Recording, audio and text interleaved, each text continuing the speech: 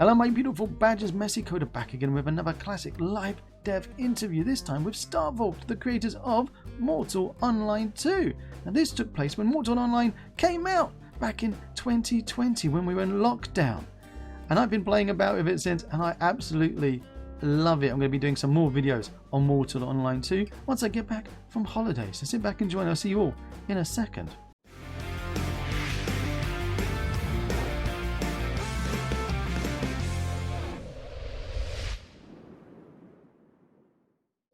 Everyone sitting at home in front of your big shiny TVs, your Amazon mirrors, your Google Watches, your laptops, your computers, give a warm and messy welcome to Henrik, the creators of Mortal Online 1 and 2, the genius, the owner, the guru of the Starvault. How are you doing? That was way too kind, but thank you. Well, you formed it, didn't you? It's your company back 20 years ago now? Yeah, almost. It is true. I started the company 2005, so it's been a few years for sure. 2005, because it's 15 with my maths. Let's do the maths. Can we do the maths? It's 15 years, isn't it? Yeah, that sounds about right. So, can I ask the first question? Starvault. Why the name? Right, it's a stupid question, but I'm gonna throw it out there. Well, there is. At first, that wasn't the name. Actually, we had a similar name, and we made a little logo with an S and a V. And actually, when we were actually talking to our lawyer that we worked with back then, and she pronounced it wrong and said Starvault. And we said, hey, that sounds better, actually. So let's go for that. So it was a little ironic how it got its name. So what are we allowed to ask what the original name was? Let me remember. I'm not sure actually what it was. It wasn't that good. We weren't really sure about it, but this lady actually nailed it for us. And then remember also when I tried it a little bit on Mats, some of the old guys in the team, that he thought it was a nice name because it was kind of like we were working in these vaults and, hopefully we were becoming stars eventually. So yeah, it was pretty good. Well, I think it works. It works really well. And just like you say, you are all these stars locked in a vault, creating these amazing games. Are you Starvault as a team? Are you all professional employees working together in one big office, or is it like part-time? How do you guys work? So back in 2005, that's when I was working on building the team and getting enough resources to be able to run a company as professional game developers, and full-time, full resources devoted to making this dream game we had. And that was quite a journey as well. It took me about 1.5 years to get the pieces in place. We wanted to partner up with Epic Games, which was back then, they weren't really, you couldn't get the engine for free, and they wanted to be sure that it was a serious company that licensed their software and could handle the cost as well.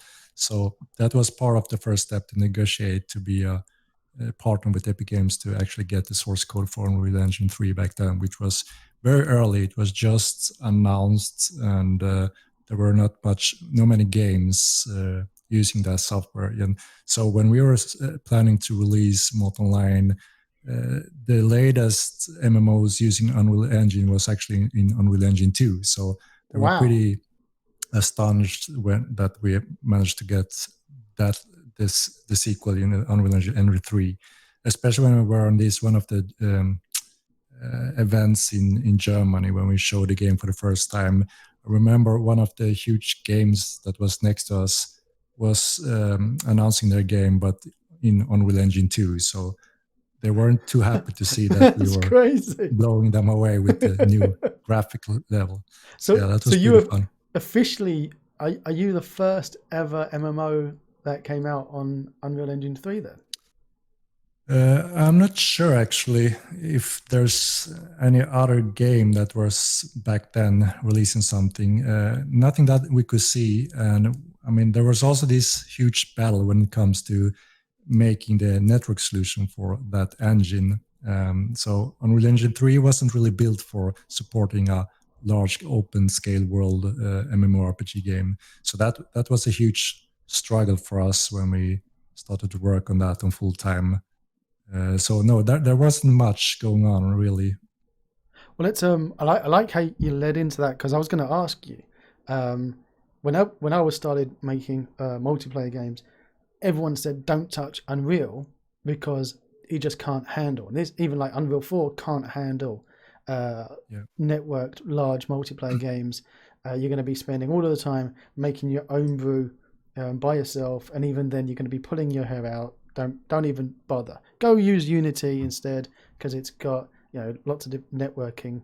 But you guys, when you started, you're saying like from Unreal 3, your own networking backend. Yeah, I mean, back then we really didn't have a solution and wasn't sure what road we were going to take. But we were at Epic Games in North Carolina and had a pretty long session going through all kind of stuff when it comes to it when we started the production. And we were actually introduced to their Epic Game China team, which was supposed to build a network solution for Unreal Engine 3, which sounded as a perfect match for us because we were just stepping into that. So we started to work with them actually and created the base for the network to handle thousands of players. The only difference there as well, or one of the main struggle, was that they were aiming for World of Warcraft games, obviously, because that was the main target they were interested in at first. So as soon as they worked on something specific gameplay-wise, it never really worked for us because we weren't building a World of Warcraft game.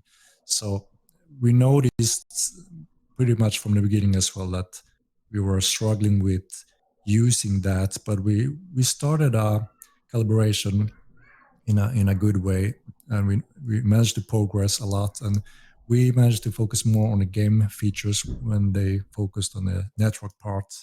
But yeah, we ran into some problems over the years. They delayed their part quite a lot, and we had to delay. So it was a full uphill battle for sure. And we really struggled and tried to be as open as possible within the community to explain that, okay, this is not going to be an easy journey. And we know this is going to be pretty much pure hell for us. And we were also shortly running out of money when we were past our deadlines and still haven't got some delivery from the other parts. So we only had pretty much two options: either to shut down or explain to the community that, okay, we're going to release now. It's going to be a premature release, and there are going to be a lot of chaos and bugs for sure. But please, or if you want to, you can be part of that release, and let's go from there. So we got a really good response from the players that have been following us over the years that knew what to expect.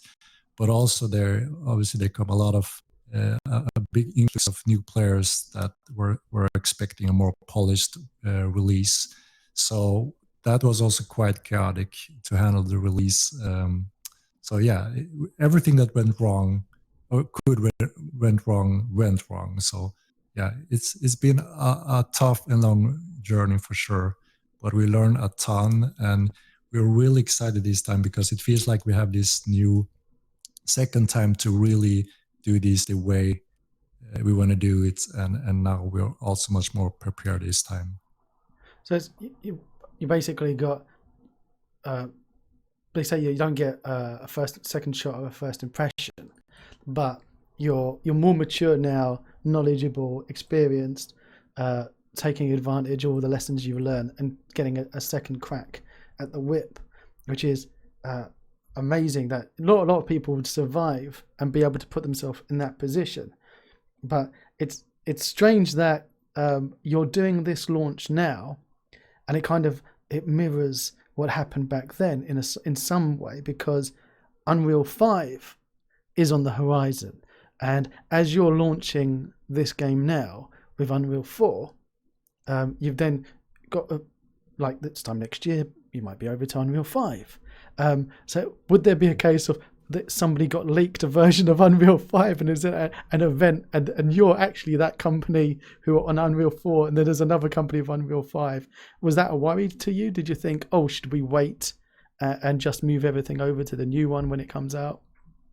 Well, it was quite a surprise that they were already taking this step. We knew they were going to do it, but not this early. So, I mean, we have a long past history with Epic Games, and we're working with them quite closely in the first years. And then after the years, we got more and more independent and knew what we needed to do to deliver on our part, because Epic Games would, of course, focus on their games and what they need to support. And we also quite a lot happened the latest month. We were also actually partnering with Quixel.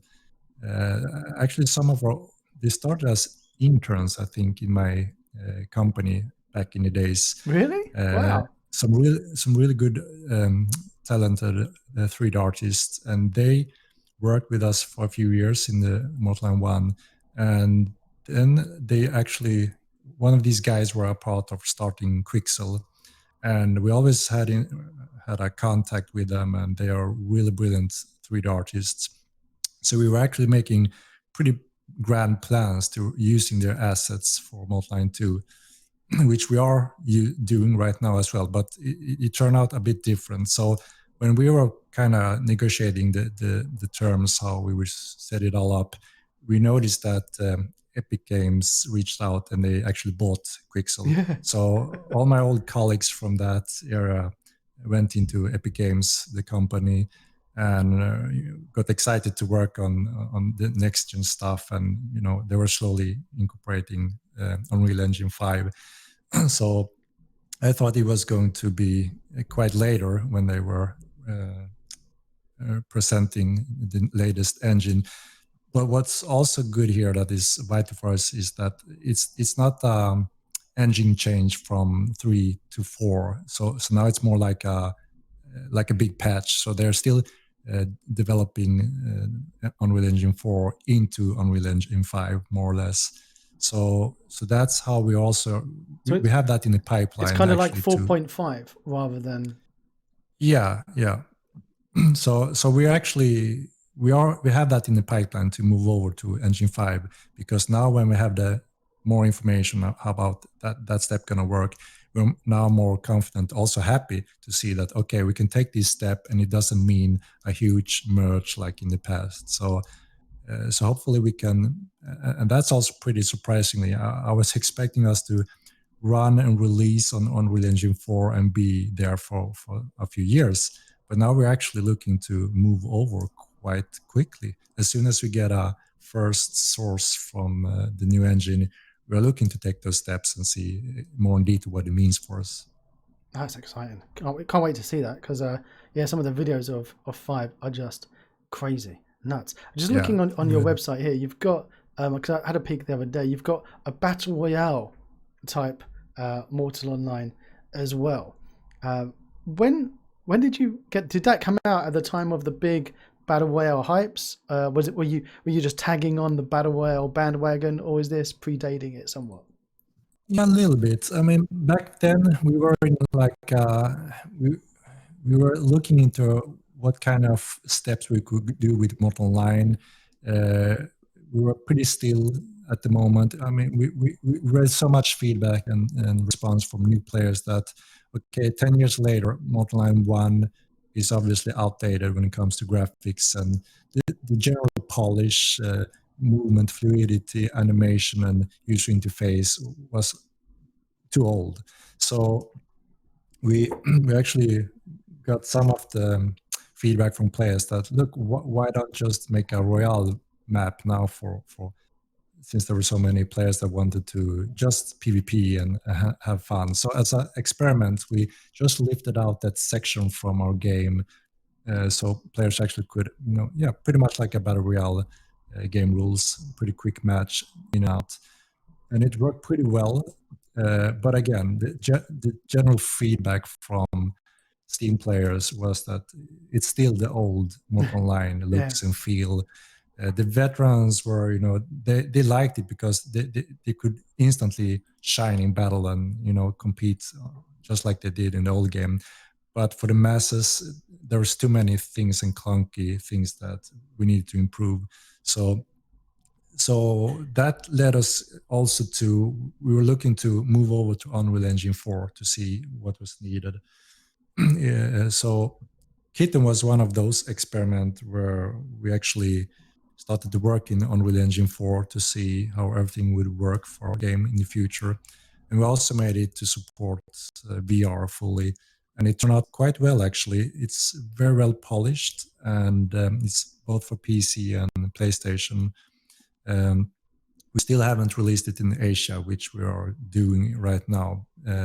PlayStation have changed the setup of how to publish the game, so we've been pretty much delayed for several months.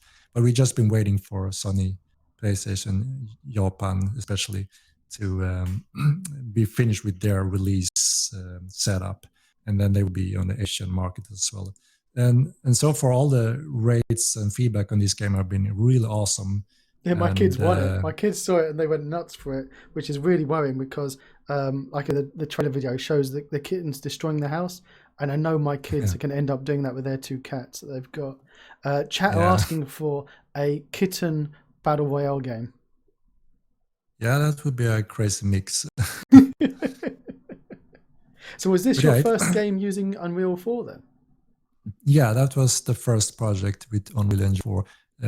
We did some other small tests first to see what kind of gameplay we would like to try, and we will also want to make use of some of the work and experience when it comes to moving over to Mortal Online. So it was an experiment that turned out very well, actually. The feedback is really high on that game, so that was a fun project. And after that, that's when we looked over this opportunity to, okay, what do we need to take the step now to start making Mortal Online 2 in Unreal Engine 4. It's crazy that you go from kittens to Mortal Online 2. But there's a question that people are always having on the Discord and on my streams whenever we interview anyone. They're like, how do you get started with these huge ambitious projects? And the best advice we seem to get is make lots of small experiments.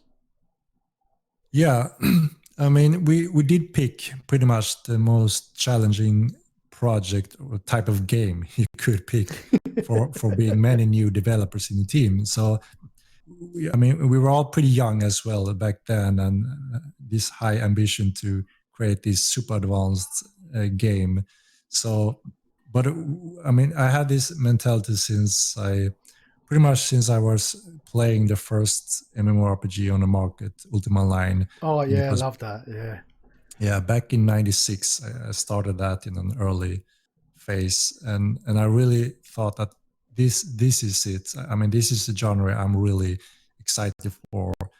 And I was on this crappy old modem calling up and have a super high cost for just playing the game. It was ridiculous, and the latency to the servers, everything was super crappy. But back then it was the coolest thing ever. So I really got hooked in that game and thought it was amazing. Well, what I loved about that game was that no, I don't think anyone in chat would remember, but you would spend all your time just walking up behind people trying to pickpocket them, or like digging away in a cave and come out, and then somebody would just aggro you, and then when you want to log out, go into a big room where everyone's got beds and go. It's like, what is this game? It was so huge, and there were some great lessons with for developers, for the creators of Ultima Online, in that they overcomplicated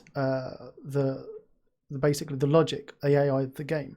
That they had this ecosystem, Henrik, where all the animals lived in this ecosystem, and if there was an abundance of food, it would cause the animals to grow and have more animals coming. And if the wildlife was attacked or decimated in some way, it would then cause animals to go move somewhere else. So it was basically a AI nature simulation. and it was amazing. So complex the logic. However, the problem was when the game started, all the players just camped and farmed the animals so that they never got a chance to use any of the AI. The AI never evolved to the extent that they spent months developing this complex language for it to do it, all this logic. And the developers said, we learned that you could just fake it. You could just fake the logic very simply, smoke and mirrors, and nobody knew any different. It was a complete waste of time. Yeah. I mean, this is something we also did on our own, but we also experienced that from many other developers. Also, like you said, Ultima Line, I remember some of that as well. And it's also ironic how we thought, okay, we want to do this part better because it wasn't as good in Ultima Line, or we wish this to work like this.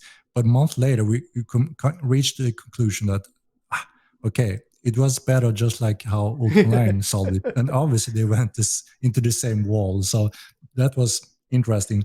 And also we had quite a few, we know quite a few developers from Massive and DICE in Sweden. We were next door to Massive, for instance. And also when I went into the development education, I built a lot of connection there.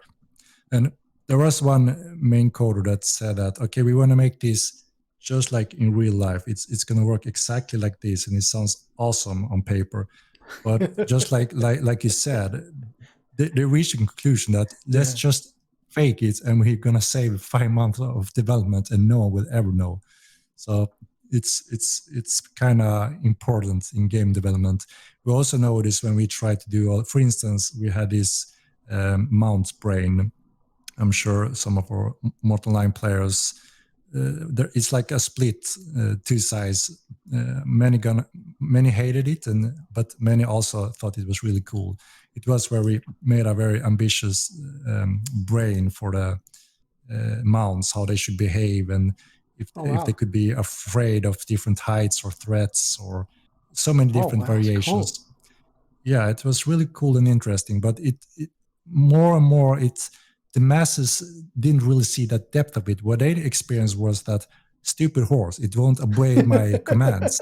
So, and that was constantly, and Sebastian was crying because, I mean, we spent so much effort into making that believable and follow some logic, but the majority of the players' feedback was, no, the horse is bugged, it doesn't work, it doesn't obey. Please change it. And slowly we had to kind of dumb it down and simplify it, so it felt more like the players were more in control. So people wanted cars with 4 legs rather than an actual horse, like a living creature that is your companion. That was pretty much. Man. I can feel that part of his soul must have been ripped out of his chest.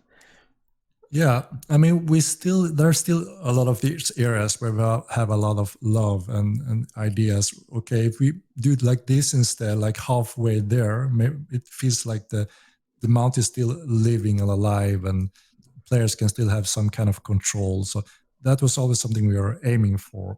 And now this time we know that one of the big weaknesses in Mortal Line 1 was the AI in general when it comes to PvE. So we're spending quite a lot now to make sure that the AI is much on a better standards, and hopefully there are some room to make the mounts interesting this time around without going too far. Oh, cool. So do you I'm loading up the game now on my computer, and I'll share my screen with you. Just reading that saying low intelligent horses were impossible to control. It took 2 minutes to stop it from galloping. Some of us who did figure out what was going on with the horses just killed any horse that was below the needed intelligence, which kind of negated the point. Oh, that's harsh. That poor horsey.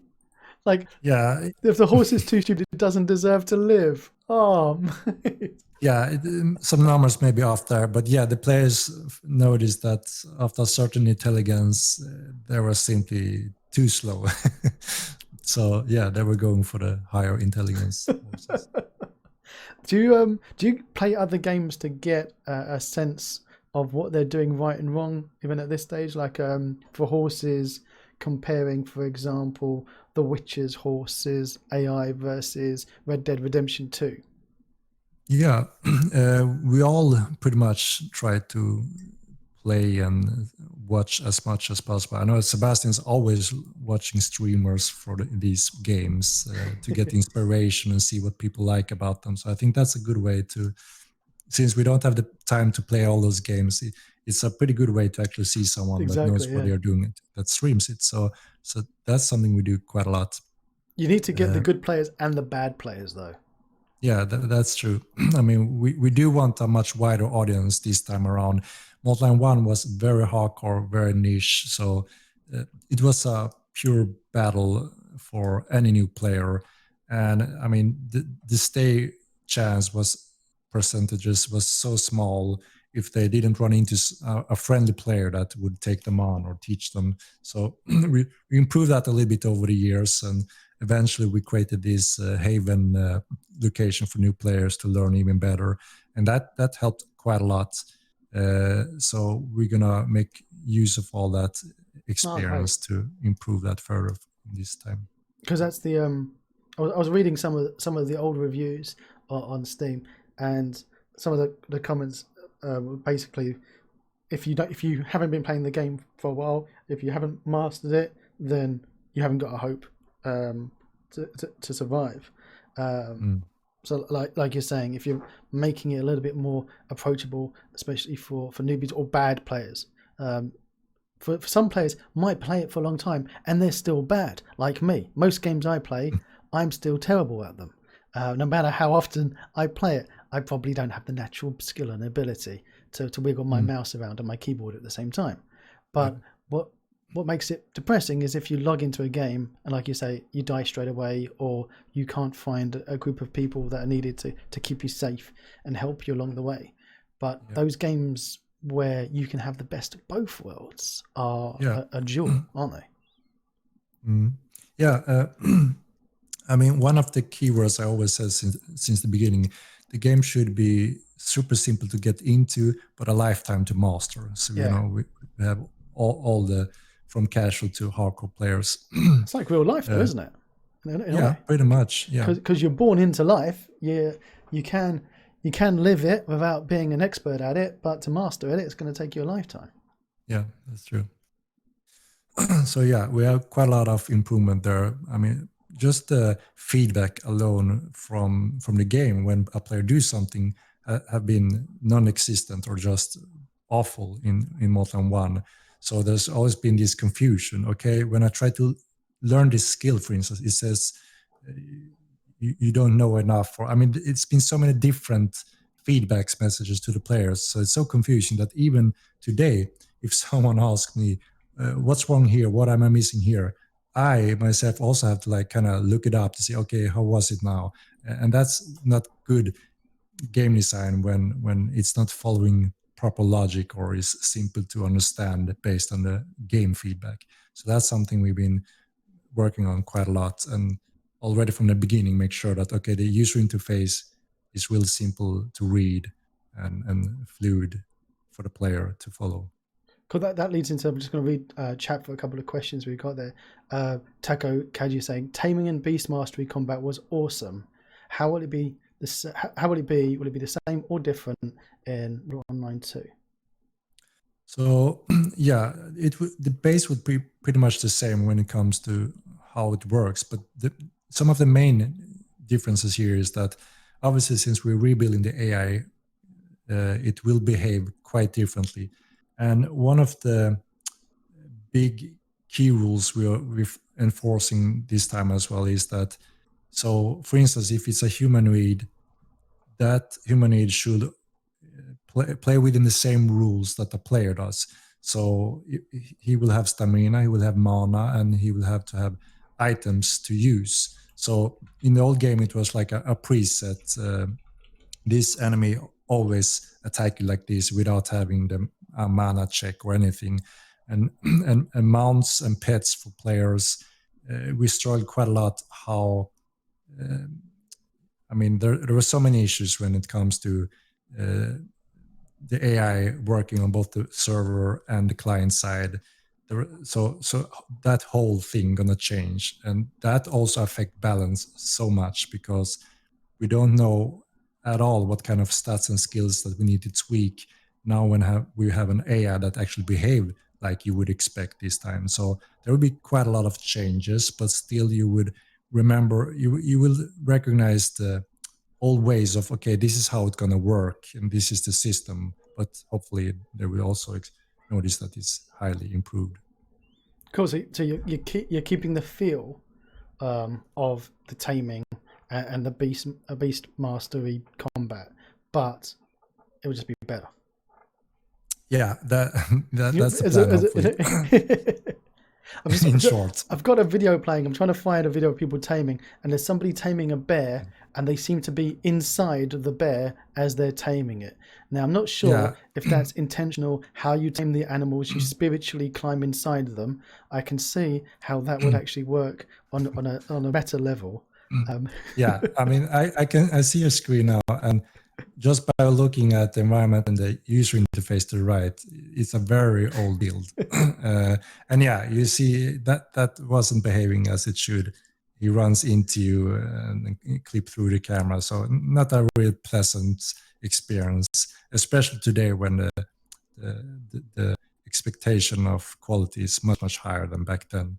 So that's why we really take our time to make sure that the AI core is solid this time around and behaves really interesting and nothing like it does from the old game. Well, you're saying that. I was playing a AAA game the other day, say no names, but yeah, missing colliders still and invisible. The magic invisible wall colliders, when they can't think of what to do to stop you going into a part of the map that the devs don't want you to be there, they'll just shove an invisible wall on a collider and they just go, okay, there you go, job done. Don't have to worry about it. Oh, it's terrible. We've got a couple of more questions coming in. Can you ask, Henrik, if there will be ways of learning game lore in MO2?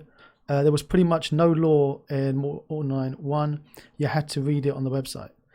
So it's a great question because one thing people want in an MMO, a lot of people, not everyone, but a lot, they want to be fully immersed and have their character learn things in game. So if they didn't find it in game, then it doesn't exist to them. They don't have a computer and a website to go onto. So it's very important to have this kind of way to explore, find out the lore, the world in which they live in, be it interacting with other characters, picking up documents, books or reading things in the game itself. How are you doing lore in MO2? Yeah, I mean, like you said, there's a huge audience for when it comes to lore and getting immersed into the game. And the feedback from all these players have been there's a big lack of in the game for sure. We released some lore on the website that was the feedback was that it's great lore, but yeah, we need to incorporate this more in the game. So obviously that's something we want to improve as well this time. So we're actually looking for more people when it comes to writing lore and stuff. There's quite a few talents within our forums in the community that we've been reading up on, and we are looking to expand that field for sure. And I'm also doing my best to get Mats more on board to help with the lore because that was one of his main area. He wrote the lore for Mod Online. I gave him the direction, and he really loved that direction and shared my ideas. And then he went for it and created this huge world. He didn't only create the planet we play on, a nave. He actually created the solar system and had plans for everything. So yeah, and every time he wrote something and I read it, I really thought that this is amazing. So I really want to get more of that, especially in the game as well. So that's something we are doing our best effort in trying to somehow. I'm trying to see if it's possible to get more time from Mats to kind of give us the more general direction and then more help from other writers to try to incorporate more of that because he thought of everything from the beginning to the end. So that's really what I want in the game. So we'll see how that progresses. That's awesome. I can't believe you got a whole solar system mapped out for the game as well. Does that mean that there might be some kind of extraterrestrial expansions as well? I mean, when we discussed all these things over the years, then obviously we always go crazy when it comes to far down in the future. That just imagine this and that, and obviously there's no really limitation in this kind of game we're making, but we still want to make sure that the core of the game and this IP, this setting is sticking to that vision, so it doesn't change or evolve into something completely different after a few years or patches. So we want to make sure that the players can be confident that this is the style and setting we are going for. So that's kind of the base. That was feedback we see from other games where players get invested emotionally in a certain game that they're playing, and then suddenly they see over time or suddenly overnight a patch could drastically change it. Anyone who's old enough to remember Star Wars Galaxies will remember how that was the combat upgrade basically killed the game for many people because, like you said, a lot of people want to be WoW, and Star Wars Galaxies have had very much its own identity, its own combat system, its crafting, everything was a unique flavour to it. But then one day they wanted to be exactly like WoW. So they changed what had made them special and spent years trying to reverse and go backwards slightly. So you do have to be very careful that you don't break what made MO Online so special. Yeah, I mean, I was a huge fan of Star Wars Galaxies when it released. Also, PlanetSide, the first game when it was released. I think both of those games was amazing and was really successful. And then they also run into this change that a lot of players didn't like whatsoever, myself included. So yeah, we really can see that happening, and we are really careful about not changing the direction of our game now when we setting up the core for it. I can see in chat people asking about red towns, so like PvP areas, and if you're going to be have any updates on the designs for your flagging system. There's a lot of games that they love these PvP zones or red zones, and I can imagine that with your Mortal Battle Royale game that you had, that there might still be people who are looking to have that exactly at the chat saying red cities, guardless cities, so that you can just go in and just be lawless places where anything could happen. Yeah, I mean, many things will be similar like from the old game, with one big change, and that's actually the flagging system. Our old flagging system was based on Ultima Online, and it worked good in a few areas, but not so good in a few areas. So this time we're actually taking the opportunity to rebuild the flagging system. All these years of feedback where, yeah, there's a few things that doesn't make sense when it comes to these flags and rules. So we are going to rebuild that to be hopefully following more logic. So for instance, if a murder happens out in the wild and no one sees it, that could play a different outcome. And also you wouldn't see everyone running around with a red flag or blue flag. So it's more that the player is in charge of seeing or knowing that, okay, this guy is a murderer or he is wanted, and there could be different ways of getting the information that this player is wanted from this city. If, for instance, if you pay a specific city guard, that you want to know if there's a bounty on a specific player, and if you pay him for that information or whatever, it's a different skill that could give you that access, you can actually get the information that this player have a bounty on his head, and you can murder him without breaking the rules or going bad yourself. So for sure, there are gonna be a few cities that is kind of outcast. There's no laws, no guards, red towns, and for instance, the Thursar race. If you start as a Thursar in Modeline 2, you're not gonna be able to start in Tinrem and run around by the gods. We follow the lore much more strictly this time around. So a Thursday, if you read the lore, they are outcast from most societies, and you won't be able to start in Tindrem. So there will be more limited areas. For instance, Galkor is one of the cities that Thursars are starting from. They come from another continent, Herbaltor, but we won't start with that continent. So they have limited starting areas. They will be able to travel into other cities, but depending on their status with those nations or races, they could be banned, outcast, or just allowed but be limited in services or be more expensive in services. So there will be different levels of that. I mean, there's a lot of games out there that have struggled with a decent flagging system. I was playing one the other day, and I just started screaming at the monitor, like, I did something, nobody saw me. Why does everyone in the entire universe know that I did it? And a game that was terrible at that is Fallout. The Fallout games are just awful. And how quickly you can just go from being this negative karma person to this positive karma person. I was going around trying to murder children at one point because I just wanted people to hate me. But there's nothing that I could do that would do it. And it was bizarre. You do a couple of bad deeds in one place in the universe, and then everywhere across, everyone knows about it. I can imagine, though, in a game like Mortal Online, where you've got this large world with this lore that you're creating, that some of these outcast towns that you've got, where what goes on in Vegas stays in Vegas, type of events, and which works great.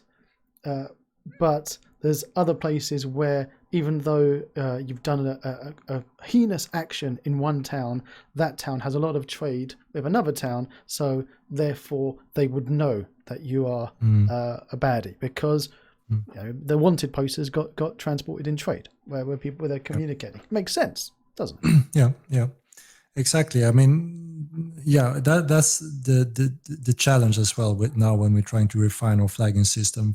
Like you said, if you're wanted for murder in one city and you venture into another city that doesn't even like that race that you murder or something, they may not be, banning you from that city, obviously. So we're creating this complex arc of the nations and races and how the players are going to be viewed from the different races depending on actions. The people who make games in their bedrooms, indie developers who are making use of the marketplace on Unreal or the asset store on Unity, they've got things that they can use, like Love Hate is a system that pretty much does that for you. You can build things off that, or similar on the Unreal Market Store. How much of your games are entirely your own code, and how much are you getting off Market Store? So all the game functions and features is obviously in-house coded, and majority of that comes from the old game. That's why we're gonna take some quick speed jumps ahead. As soon as we progress specific areas, we're gonna have a lot of content and features in a most faster pace rather than creating it from scratch. That's why we also have a lot of things happens during a short development time. Where we spend time is making sure that we have proper polish this time around. And also, since we have increased the visual levels quite a lot, everything kind of have to match that to be in balance, from animation to visual to effects. So everything there takes quite a lot of time. So that's why we're also doing like many major companies are doing today, and that is just like you said. For instance, we were partnering up with Quixel, but since Epic Games bought them and are pretty much offering all that now on their market stores, much of it is also free because they want to promote their engine on the market. And they've got that nice Chinese money behind them, so they can give stuff away for free. and they also want to make sure that Unreal Engine is here now and also for the future. There are some other engine that is impressive, so I think it's an interesting move. They really are aggressively pushing their market store, the marketplace, to basically leverage them well above Unity's, because Unity's strength has been, okay, you can get this engine, it's cheap, unless you're going to be making a massive game, so it's not going to cost you much. And here's an asset store where you can get out of the box a load of plugins to help you get a leg started and make the game that you want. A load of construction kits. Remember the game construction kits in the 80s and the 90s? So people in their bedrooms could make a shoot 'em up without writing a single line of code. Unreal's really aggressive now. It's not only is it firing on all cylinders to try and beat, it's throwing money at people to move their assets over. So the Atavism team who do the MMO kit for Unity have been awarded a grant by Epic to move the MMO kit over to Unreal so that people can be making MMOs from their bedrooms. Have you had a chat with Epic about getting some of that nice, tasty, free Epic money to do something? Not really. We have considered in our team to see what could be suitable here, but since it's so specific, we haven't really pushed more there. We have our schedule and it's quite tight already. So all those things takes much more time and effort than someone would think. And also, since we are a stock company with investors, we also want to make sure that we do this the right way. We plan the money we get from investors, and the money needs to go in this way and follow our plan. So we are very careful when it comes to that. But obviously, if it's a good thing for us and it works and it doesn't change our timeline, it's something we're always looking to evaluate. So for us, it's mostly specific assets that we could benefit from the market right now. For instance, when we create natures, trees, houses, and stuff like that, when it's something that works for us, we modify it and try to make sure that it fits the correct part of the game. But that's pretty much the only thing we can take. And even though we buy assets, it's a huge amount of work that needs to go into that. It's easy to think that, a great forest or a great house, just buy it and put it into game and that's it. That may work if you're creating a single player game and with all the limited data and how everything works. But again, when it comes to a MMORPG game, you can't just grab something from the market, put it in the game and hope that will work, because everything is tied so strictly in our game. We have a budget for everything. We can't just throw in expensive assets. If we have wind and snow and seasons, everything needs to follow the same systems. We need to have proper amount of resolution on textures and not like 8K resolution on a small flower. Performance will die in one instance, in 1 second, if someone would just buy stuff like that from the market and put it into the game. So there's a lot of work and planning, even though we just take a few plants, trees, houses, or stuff like that. So that's a big struggle as well, and mainly because it is, again, an MMORPG where we need to make sure that the overhead budget is for players. We need to make sure that here's going to be hundreds of players, thousands of players in this region.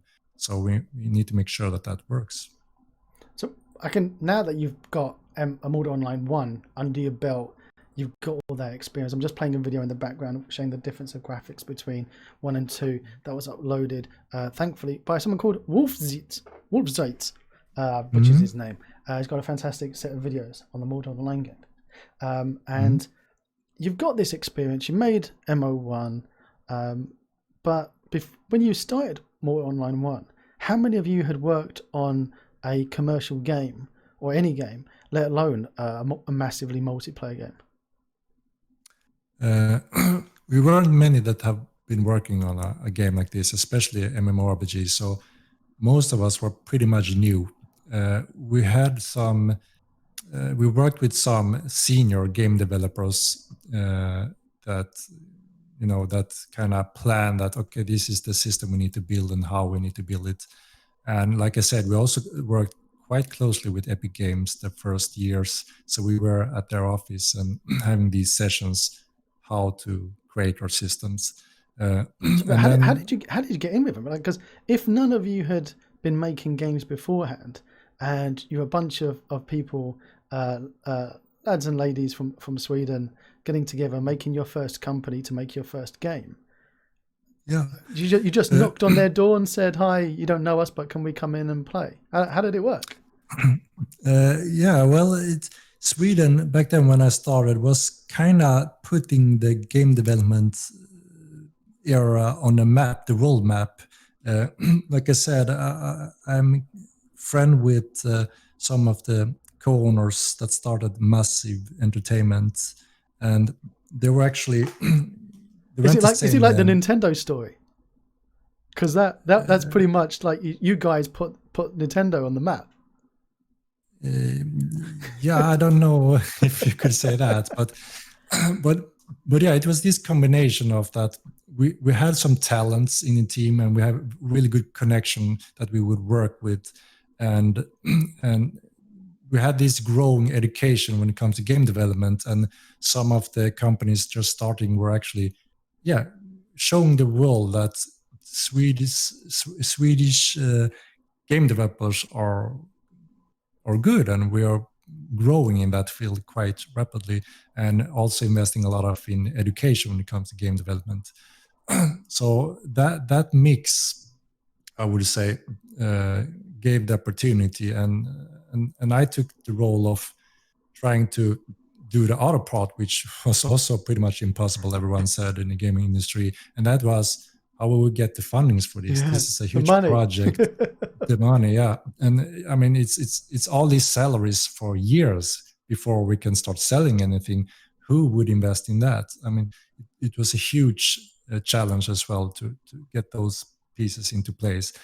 So not only developers, talent, knowledge, but also the software, technology, and money. So yeah, everyone said this is impossible. You don't do it like this, Henrik. You should join Massive instead and go with us. That was the constant response I got. But that motivated me even more to continue on this path because I was so passionate about creating this MMORPG, and I knew that the guys that was with me, for instance, Mats Persson, that created one of these game development educations, and he's a senior in the gaming industry as well, very talented guy.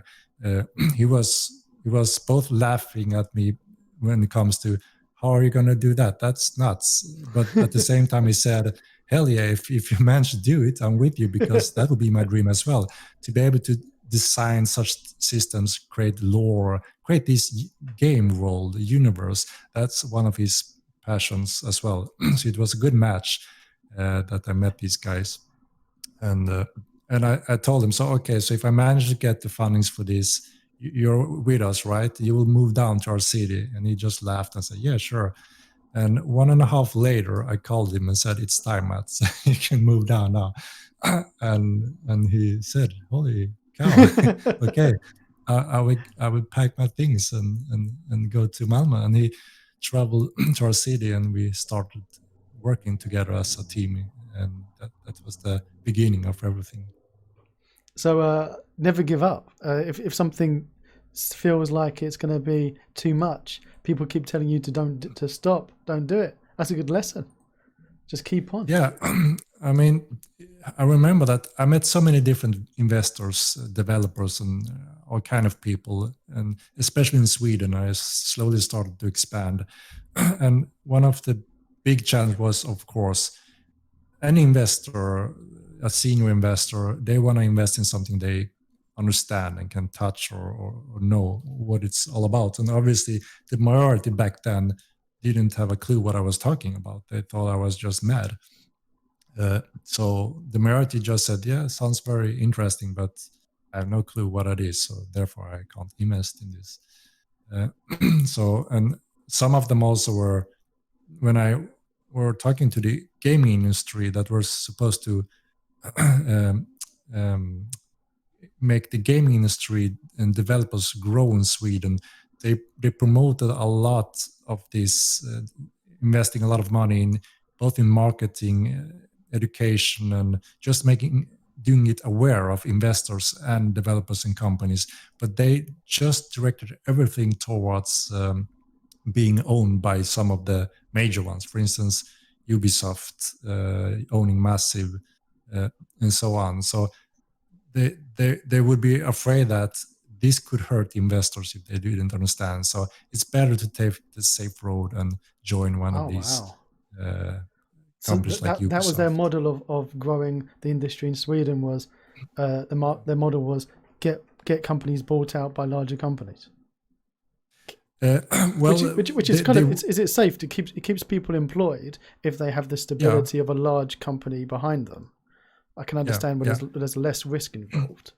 For sure, I understand that part, and the only thing was that I wasn't interested in joining one of those companies and making this game I didn't have any experience in or passionate about. So, and I said, I mean, there's room for more companies. I mean, there's no other company in Sweden, so let's see what we can do with this.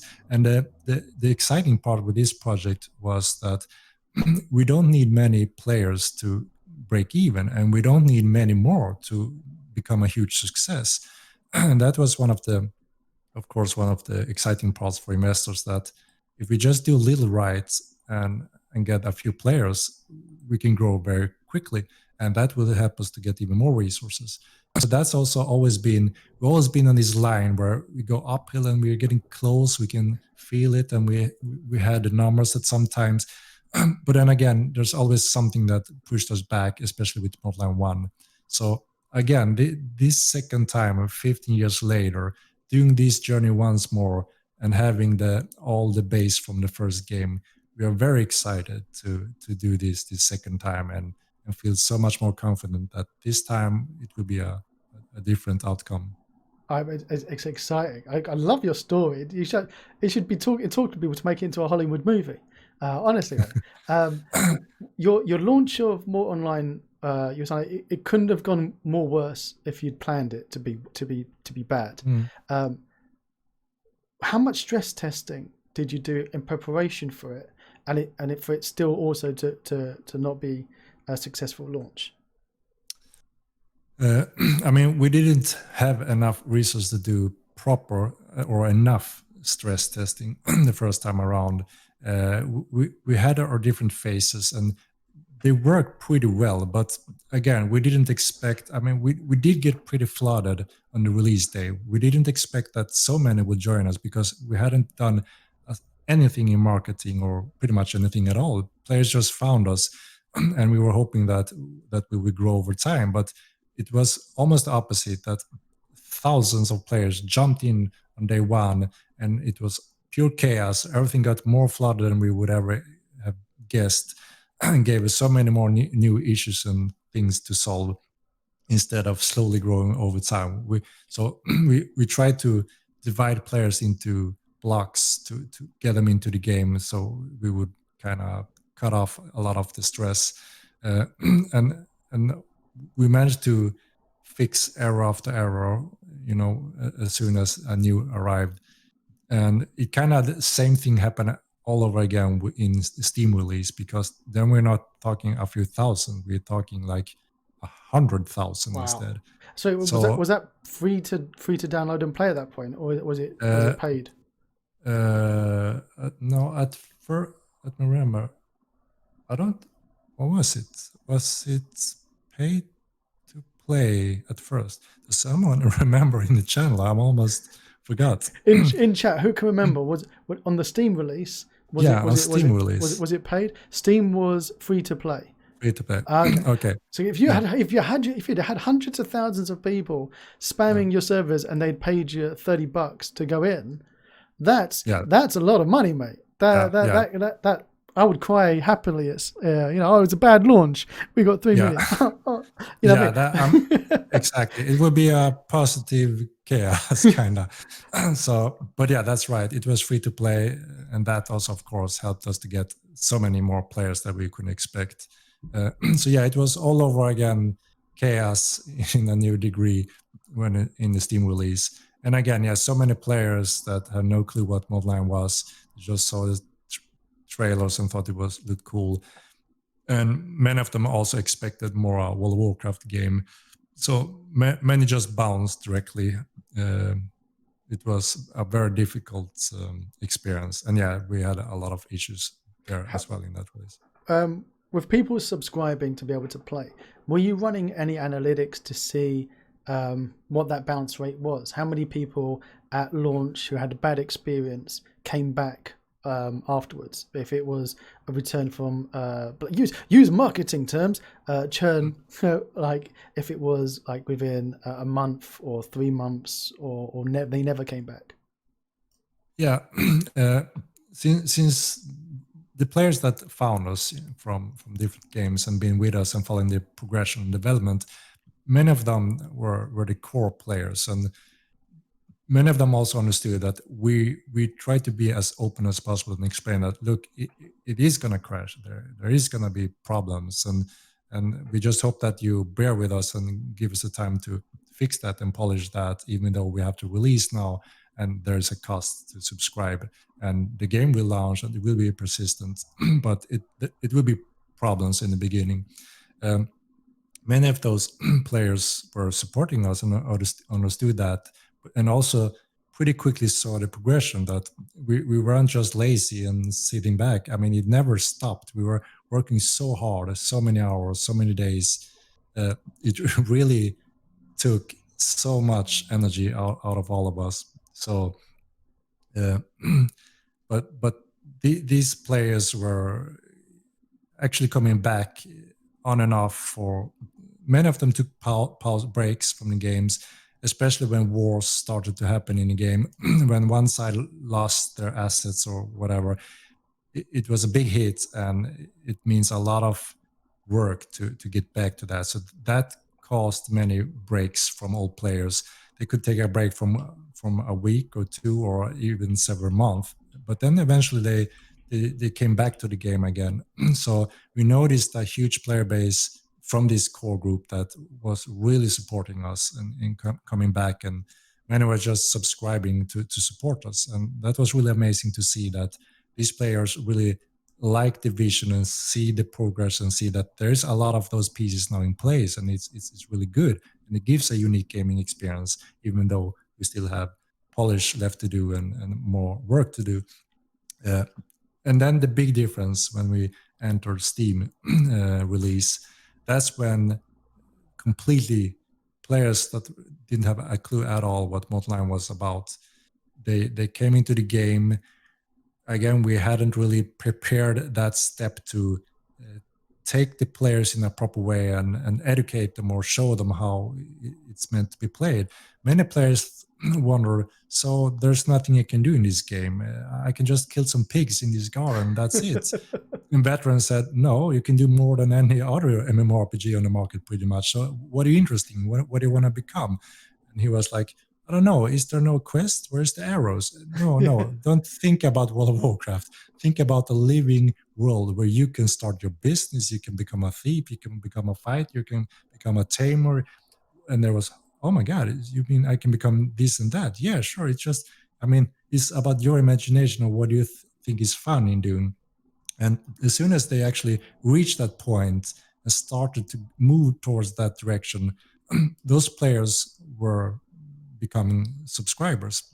But if they didn't reach that step or get introduced by a veteran or got this information, they pretty much stopped playing after the first short tutorial that was like 15 to 25 minutes. And then they quit playing and never came back. So you need to get them hooked before they can become addicts, pretty much. Exactly. But your quests weren't enough of a gateway drug to get them addicted, but which is a common problem on many of these ambitious sandbox. And you and I spoke briefly before the stream about another game that I think only us old veterans would remember, Rome of Victor, which was a very ambitious MMO that was made by a team in the UK. Us small countries making great MMOs, and much like Mortal Online, you could be anything you want to be. You just go out and do it. There were no quests, but much like the story of what you're describing, Mortal Online, if you just get spawned into a world with nobody telling you what to do, you walk around, look at things, and you go, well, what do I do? They had to start adding in quests, and you kind of felt it was diluting what we spoke about earlier. Their true idea and image of their game was slowly turning more into a quest-based game. So how have you gone from Mortal Online 1, which, as you've said, is not very forgiving to the noob who just spawns in and wants to know what to do, to Mortal Online 2, where it's saying, hey, you're a complete newbie, you've never played this game before, don't worry, here.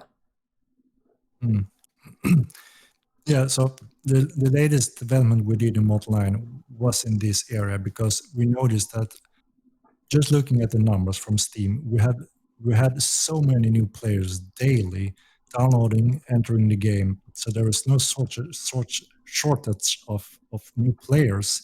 The problem was that we couldn't keep them. They didn't understand anything, and we didn't have a proper system to give them a chance, at least. The only or the best option or solution was if a veteran was nice enough to teach them or take them on or invite them into their guilds. That really increased the ratio of players getting into the game. And obviously we can't just release a game having the same chances, just hoping that players will do their part. That's our part, to make sure that they understand the game at least and give it a chance. So what we did in Mortal 1 was we created this new island where all new players starts on. And in this island, we show them in a more isolated environment, so they can't just be violated so easily by a player or a monster that is, because that's also the thing. If you go out in the wilderness and you run into a bear, then that bear gonna eat your head in 1 second if you're a new player and don't know how to act against that. So on this island, we try to minimize the danger and give them better tools to educate them and give them choices of these base directions, base professions, how you could craft or how you could start making money, or how you, if you're interested in fighting with this or that weapon, this is how you progress there. And then giving some kind of, not really traditional quests, but some key components to try to figure out or beat on this island. And then whenever you feel ready, you leave that island and comes to the real world, and that's where it becomes a little bit more dangerous, because now we don't have this isolated island with limited dangers. But again, we don't want to fool the players on this island to make it feel like you can't be killed or attacked, or players can't steal from you, or monsters or animals aren't dangerous. We do want to teach them that this is not World of Warcraft, where you see a green level, you can always win against him. So that's one of the challenge, because World of Warcraft ruins so many players in that way that they're used to that. So that's one of the challenge, to give them a new and fresh view on how to get into this game world, and how that, where it demands a little bit more from you. You need to, use your brain and knowledge and experience much more in this game over time. But we want to try to introduce it in a more easy way, so they at least see that, okay, wow, here's a lot of depth to figure out and wander deeper into. And only this first part, like combat, which is the most basic, looks really interesting and complex to be a MMORPG. So therefore, I'm more interested in getting better and progress my character. And that will eventually lead you towards these more complex areas when you're done with the first basic stuff. So that's our main focus, at least. I'm looking forward to see how your take on Noob Island is going to be. There's a few people that in their games, they have these newbie safe zones, but like you say, it's a risk. You have to balance. Don't make it too safe, otherwise people don't really appreciate the transition. They would walk out and go, oh, what a lovely sunny day, I've enjoyed Noob Island, and they get their head eaten by a bear, as you described, or a pig comes and kills them. Just looking into the chat, advice here we've got from Miramex says, if More Online 2 succeeds in making a nice long intro into the surface of all mechanics, it should be able to tell the player where he can start and do stuff from then on. It will be up to him to find his limit. Yeah, that's what we're aiming for. We got a lot of both experience and feedback from players on the first island that we created in Modline 1. So we're gonna use all that information and try to take it a even better step in Modline 2. Chat's saying that they'd love to see a good way of doing guild recruitment in game. There's a bit of concern about recruitment channels where people just spam and become obviously no use whatsoever if they're just full of annoying, useless text. So, what are you planning in Mortal Online 2 to help communities build their own guilds and for new players to find a guild or a community to join? We had this one idea of creating a recruitment hub or something similar on this island where players could list their guilds with some information. So it's not only a spam; it is the player that have to be interesting and go there and see that. Oh, okay. So if I go here, I can actually go through all these different guilds, and if I'm interested in one of them, I can reach out, contact them, and possibly join them, depending on the rules of the guilds, what they set up. And hopefully, we can find a way where this works without being a spam, but still is efficient and viable for new players. Because we have noticed that many players that joins these kind of games, they do want to be part of a community or a guild and find groups and players, because the game is a lot fun when played in a group or with other friends. I mean, the game is heavily focused on player interaction, trades, conflicts, and all that. So the game really shines when we have a healthy population. So we do want to promote players to be able to take that step easily and find other guilds, like-minded goals, and reach out and contact them. And if they do manage to do that in a good way, we're sure that that player will be more well taken care of by those like-minded players rather than just left alone in a chaotic game world. Are you doing it that they can visually see who's in the guild? Or is it talking the old-fashioned name and underneath your name there's your guild name kind of thing, or is it going to be a more subtle method? I'm not 100% sure yet there, because, like I said, when we're rebuilding the flagging system, we do want to put a little bit more on the player side, which means if I know that this guy murdered this or that, I have that knowledge and information and can take notes within the game that he have done this crime or whatever, and therefore I can act on it. Or if these are the enemies and guilds.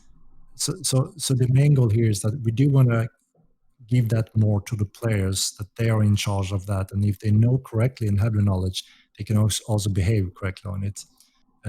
But again, we need to be sure that there's a way to somehow identify who's who and why, and if there's wars going on or conflicts. So it is a pretty huge area that we're going through, and it is also connected to one of the sensitive topics that I know all MO veterans are asking a lot about, and that's the territory control system. So we're going to start out with the basics, obviously, first, and that's the guild system, keeps and housing, and then that expands to more territory control functions over time as well. And we really want to take our time to make a really solid game system in this field that works for the future, because in the first game, we got a lot of good feedback when we released it, and players were having a blast exploring it all, building it all, designing their own cities. But then when that part kind of reached endgame and, and player conflicts and all that, players blocking off content, that's where we started to see the full picture and endgame feedback on that area system. And it wasn't as good. It was going down from there. So more and more players started to agree that, okay, there's many issues with this system and it needs to be improved on. And that's also what we're going to do in Modline 2, rebuild most of that from scratch and make sure that this works for the future and endgame as well. Oh, awesome. Yeah, because I can see how uh, territory control, and what people are saying in chat about having even access to NPC like buildings, ready-made buildings, being able to rent them.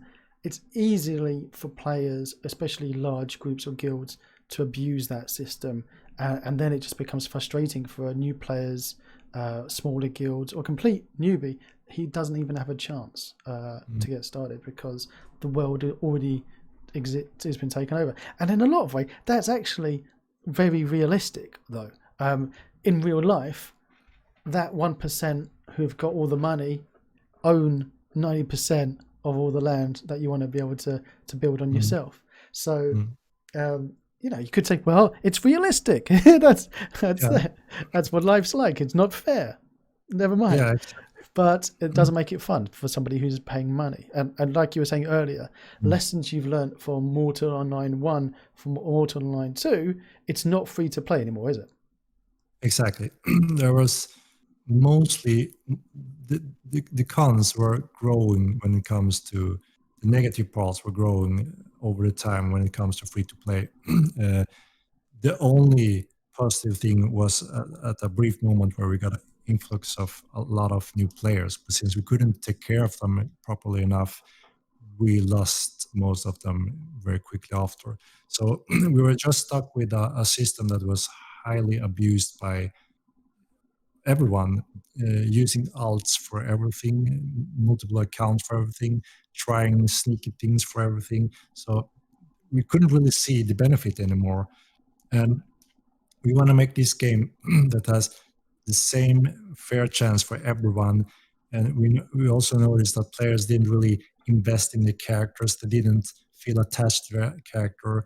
It just created account after account, character after character, and they felt like it became a job. I had so many characters. I log on this one for 10 minutes to refine or craft something. I run on this one to do this and that. And we noticed that it was not really following the desired game design and vision we had. So we had to take the time to really carefully see, okay, so how do we make this better this time around? How do we make sure that a player would invest time and effort to progress the character and have a tied emotion with that character? So it also ties to reputation. Since you only have one character, your reputation is more important, because if you act bad in this game world, then obviously if you are everything invested in this character, it could be a harsh time for you to act depending on what you're doing with other players and so on. So, and also to remove this feeling forced to jump on this other character to craft for my main fighter or whatever. It wasn't beautiful, and players didn't really enjoy it. So that's why we took the decision, and we actually had this on the table the first time around, but we weren't sure if that was the right way to go.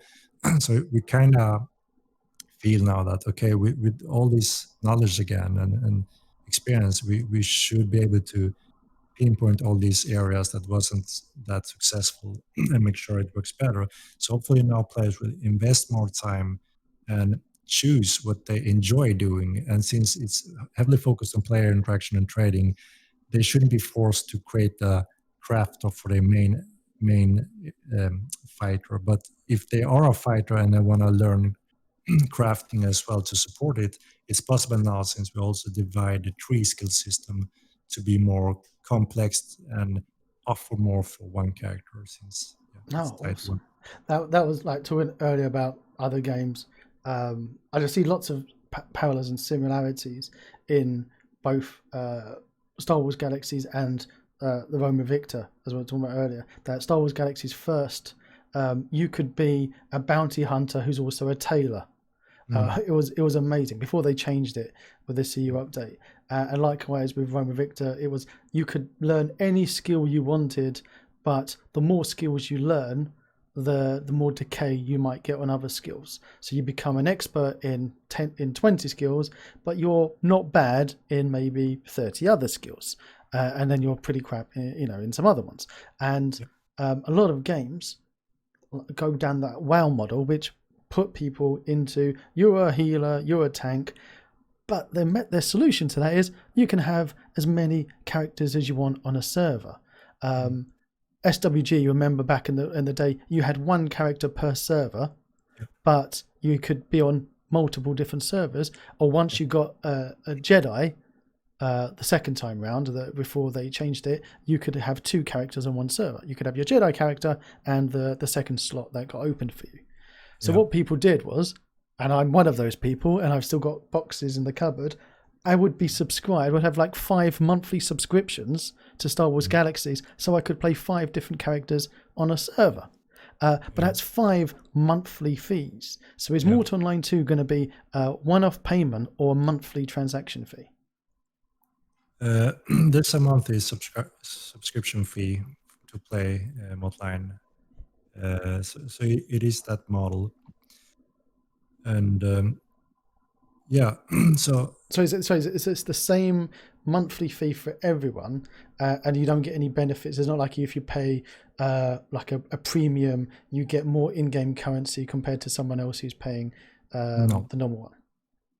no. There's only it's the same price for everyone. It's standard monthly subscription fee for this one account, and there's one character that you can create on this account. Shadow asking about in-game cash currency conversion. So, is there a way to convert your real cash into in-game money?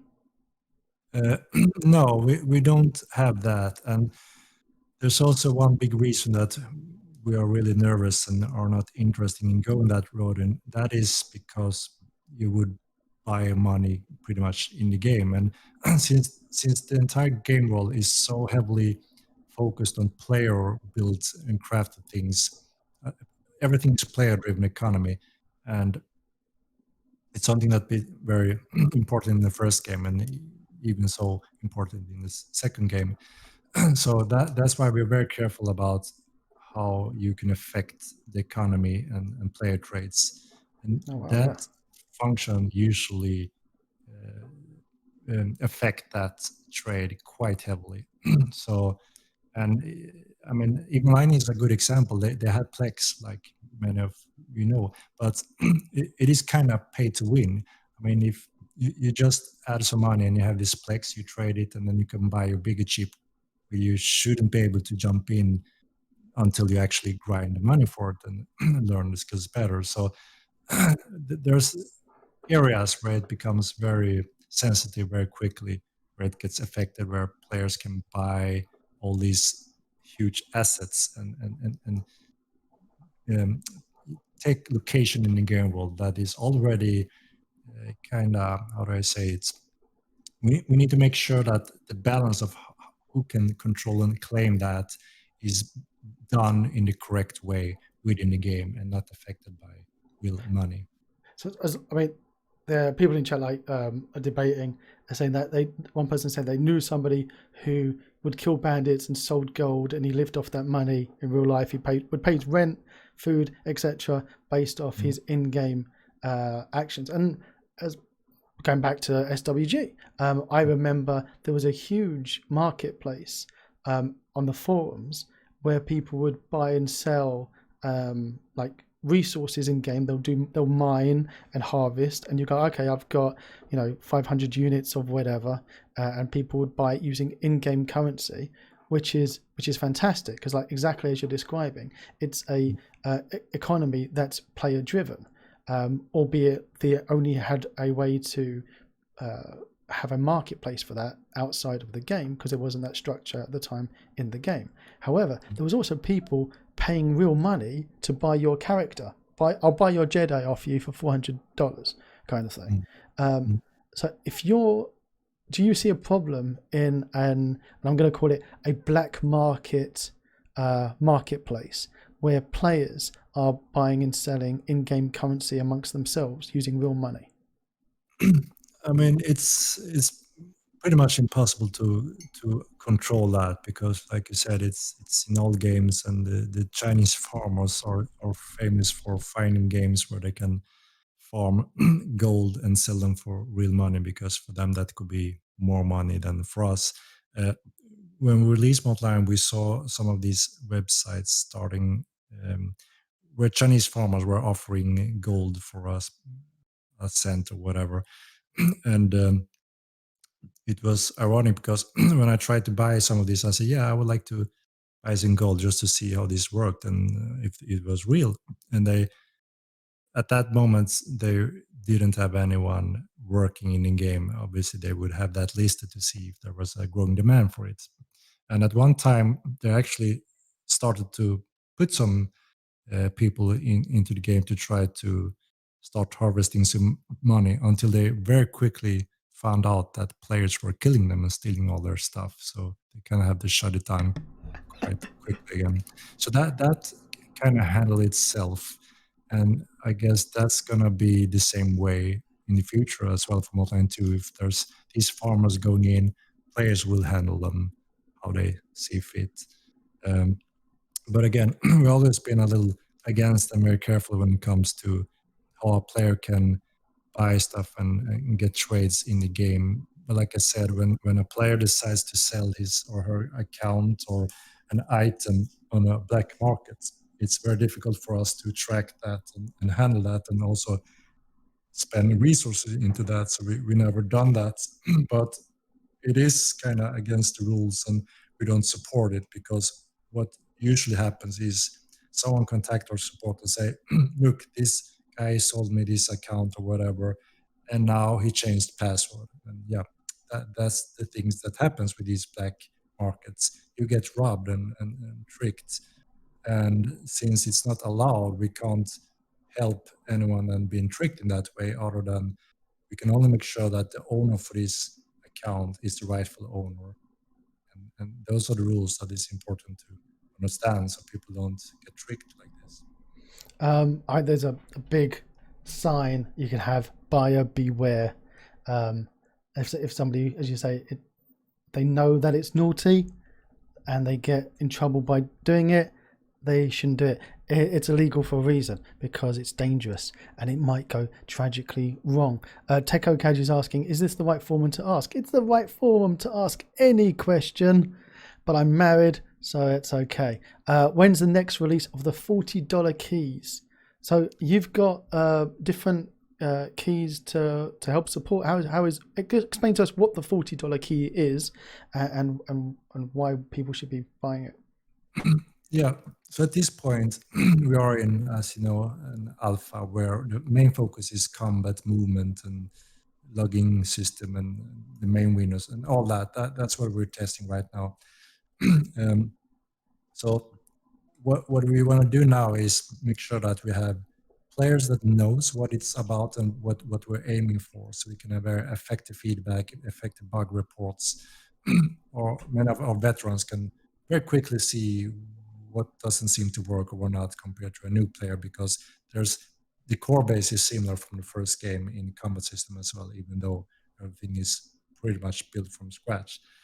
So we didn't want to open up the beta for the masses and get new players in that haven't seen the game, since we're still pretty early on and we haven't reached the point where we actually implement other functions other than combat. So we are very happy where we are at this point with a good amount of players, very good reports and feedback from these players, and we can very effectively progress and make sure the combat is moving in the right direction. But yeah, over time we are slowly increasing this pool, which means we do now have two options to get into this alpha. One is one of our first package. We made a Conflux pack, which is called, from where they get lifetime subscription, everything from the first game, because we got this request from players that is it worth subscribing for the old game? Isn't the second game releasing soon? And that's why we made this package and said, look, we're gonna make it worth for you. If you're still interested in playing Modline 1, this is the package you could buy. You will get a lifetime subscription, so you don't have to think about the subscription anymore. And you also get client from Offline 2. You get 3 months of subscription. You can also reserve your name if that's important for you. So we made this package for those interested players that wanted both. And we got a nice influx of those players, which was part of our first alpha test phases. And that worked very well. Then over time, when people spread out and we haven't been patching for a while, then the in-game population goes down a little bit. So people were asking more and more, could we offer the normal price RAM package, which we had planned for a little bit later. But since we saw that we can increase the player pool, we made this $39 package, which is the normal price for the client, a month of subscription, and you can get instant access to alpha as well. So we're still getting mostly veterans or within our community, which we're happy with because it's very efficient, like I said. But yeah, when we reach the next step, that's when we're slowly increasing for, start showing it for new players as well. But since we only have the combat, we don't rush that step yet. I got worried when you said $40. I thought $40 a month. That's for the client and a subscription. The monthly subscription is going to be $14.25, which is the normal rate we go for. What's the 25 cents for? I'm not sure actually. we just looked at. Was that a marketing thing to make it sound more appealing? Well, the thing is, we're making this huge game. We're investing so much into this, and we're looking at the market. So where are all the other games putting their prices? And we don't want to show that. Why should our game be much cheaper if we have the same cost for operating the servers, the development, and to be able to continue development? We need to have the cost cover for all that. And just to find a middle ground, we were just, I think it was below the normal rate where Even Online and World of Warcraft were running their monthly fees at. That's where we just landed at, 14.25, I think it was. Cool. I was going to say that the 25 cents goes towards the marketing team for their budget, and the $14 goes to the IT team. Yeah, it could be something like that.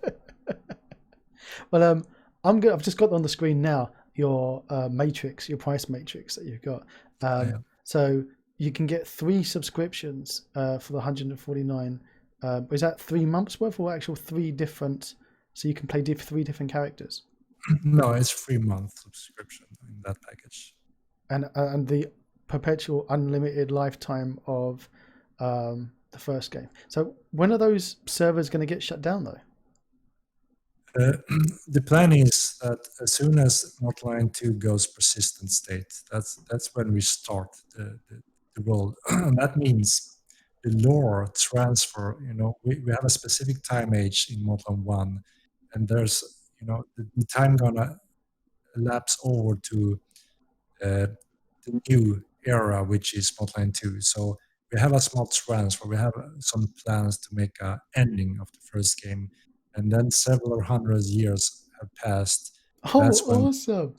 So that's when players starts in Hotline 2. So it's actually their ancestry that played the first game, and depending of your wealth in the first game, that gets handed down to you in a very specific way when you start playing Hotline 2. And it's very important to understand that there's no advantage when it comes to wealth that you can buy or grab land because you played the first game. So it's important to understand that because many players were worried that now everyone going to be rich on launch day and it's not going to be a fair race. But it is. It will be a fair race. Everyone starts with the same character stats and same amount of money in the pocket, but we're transferring wealth in a way that is really interesting lore-wise, and it will have a value that grows over time. So there's actually a reason to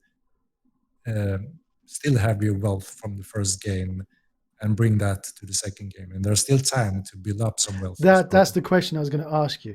The key question is, I'm a noob. I've never played Mortal Online 1. Have I got time to load it up tomorrow, start playing, and for how long before I'm not going to put you on the spot and say we're going to say quarters or years before my character will die, the world comes to an end, and he's been passed down in generations to Mortal Online 2. Mm. Uh, I mean, it all depends on your play style. If you're only going for maximize your wealth in Modern One, then any veteran knows how to do that, what kind of options you have. And if that's something a new player would do, I still think there's time to rise on the bar. Because we're going to draw the line somewhere that if you have enough wealth, we're going to recalculate your value into I would say a currency or something. And that's the currency we convert in Model 2 that gets transferred into um, a value that may grow over time, but doesn't have an impact for in the game or when it comes to starting from scratch.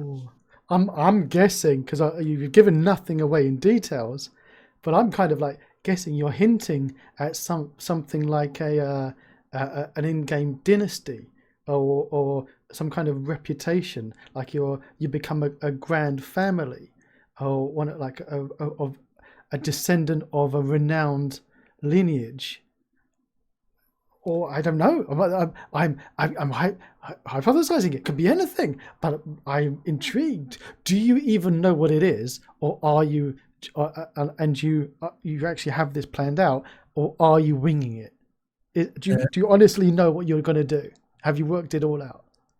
Yeah, we have a few areas where we're still not sure, but there is one specific area that we know. Yes, this is it. It makes sense and it's good, and people gonna like it. And it's not nothing that gives you a head start in an unfair way. But people may like it quite a lot. Some may not care as much. Uh, but also over time, it may grow in value, which is always interesting for every player. So I think this one thing we have makes sense, and that one we know for sure. And then the rest is a bonus if we add something more. Oh, anyway, now you've got a question that comes back to a point that you raised earlier about players who have got multiple accounts and multiple players. So they say multiple characters. Text says, very important question regarding that wealth transfer. We have our wealth on random characters and random accounts. How are you going to determine that? Yeah, that's a good question. We heard that one before, and we haven't really figured out what kind of rules we will follow here or what we set down for the players. Uh, so it is something we need to still think about to make it as logical and as fair as possible. So we're not fully sure about that one yet. Well, I like that you're looking at a solution for it. I personally would have been like, well, you shouldn't have lots of characters. That's just flooding it. There you go. Too bad. But Yeah. you've got enough of the market, people who are playing the game who have used that. It's kind of like when you've got multiple accounts and you're using them like segregated bank accounts, I suppose, to be safe. If you're a bit worried about having all of your eggs in one basket, have multiple accounts, and there's less likely that you're going to get killed and all your stuff is going to go, or I don't know. I can see devil's advocate. I can see why some people would do it. I just wouldn't do it myself. It's like I can see why some people drink Diet Coke. I just wouldn't do it myself. I'd go Coke Zero. I'm going to share my screen with you, and I'm going to jump inside your wonderful thing. If I click turn on screen, tell me when you can see. Yeah. Yes, I can see. Brilliant. Can you see the title of your game? I see it. Roulette saying, Zero, isn't that Diet Coke? No, not at all. It's a completely different flavour and Zero in different ways. Diet Coke is basically no flavour whatsoever. It's like drinking battery acid. Mortal Online 2, I'm going to click any key to continue. Actually, that's a lie. I clicked my mouse, which is not in fact a key. It's a button, and it still worked. I love your patch notes. I'm gonna say, I'm loving the vibes I'm getting here. Straight away, I've got a skull with a sword for it. Kind of lets me know what I'm gonna expect to see. while I'm playing the game. I'm turning the desktop audio on. Human females. Yes, you've got human females. I've seen your tweets. I'd like to say my wife has seen your tweets too and asked me what I was looking at. So you got me in trouble there, Henrik. Yeah, I can understand. You've got censored and uncensored. And if I go into the settings section, which I love this, by the way. If I go into, I think it's gameplay, isn't it? Where is it? Oh, video? There you go. Video. Enabled gore, ticked, because everyone loves violence. Enabled nudity. Yeah. Yes. I don't know if it's allowed on your stream. No, although when Conan came out, there was a lot of nudity in Conan, and it was told that it was allowed to have the nudity in Conan and stream it because it was core part of the game. However, what you tend to find was that Twitch streamers, because they're all children, would go swimming, nude, and put the camera right up the character's bottom. So no matter what you do, you always have to remember that even a 60-year-old gamer is in fact a 13-year-old schoolboy when he's given a pair of virtual boobies and a nudie bum in a game. Yeah. It reminds me of an old game called Rockstar Ate My Hamster on the Spectrum, where there was a virtual page 3 Sun newspaper. And there was a cartoon pair of naked drawn breasts.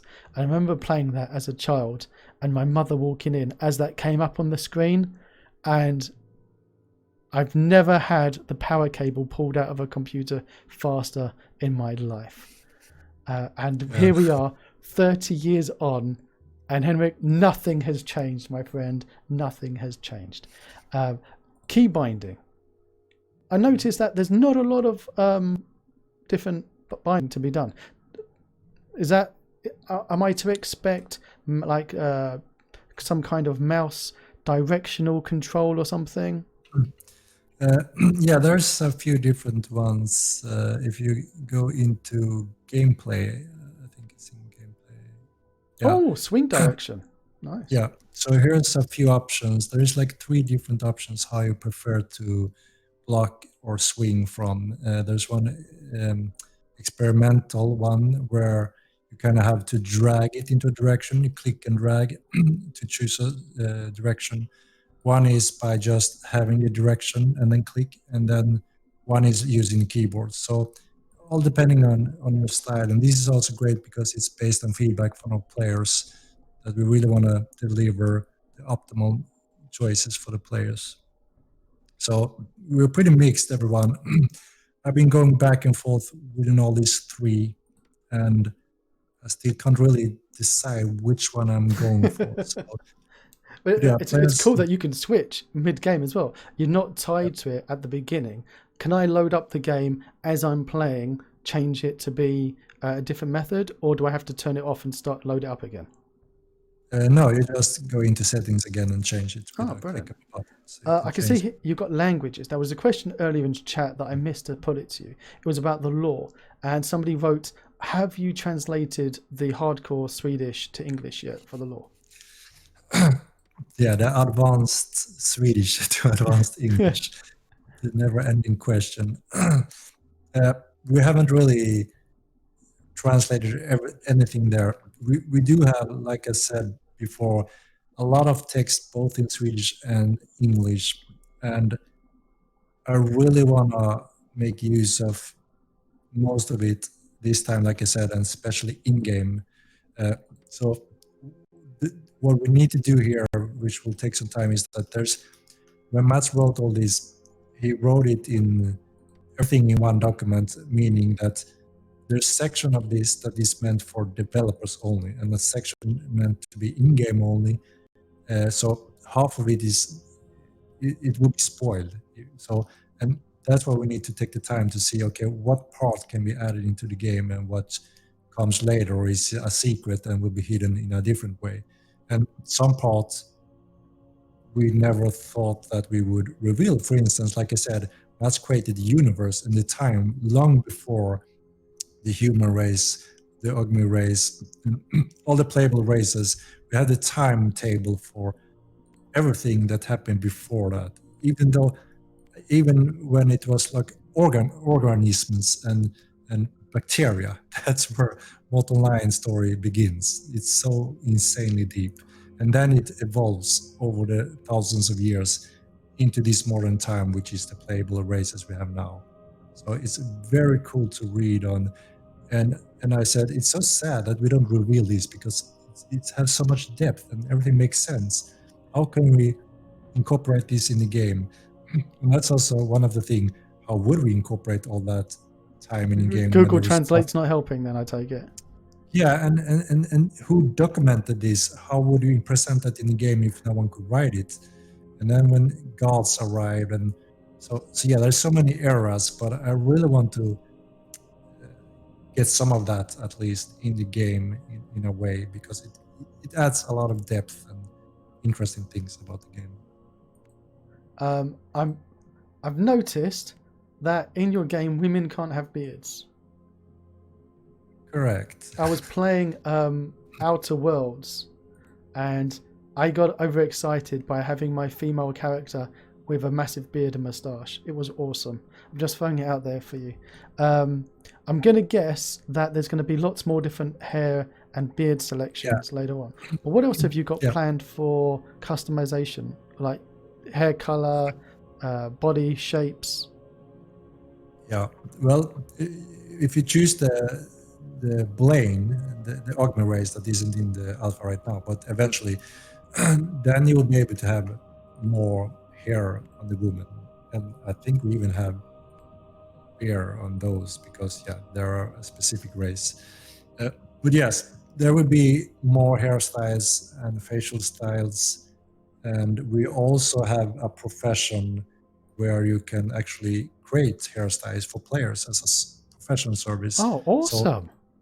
So you could expect those be grown over time when the game has been released as well. Oh, so it will be kind of basic from the beginning, but over time, players will be able to discover new hairstyles and beards and go from there. Well, I used to be a tailor, talking about Star Wars characters. I played for years, and I wouldn't even go out fighting anyone.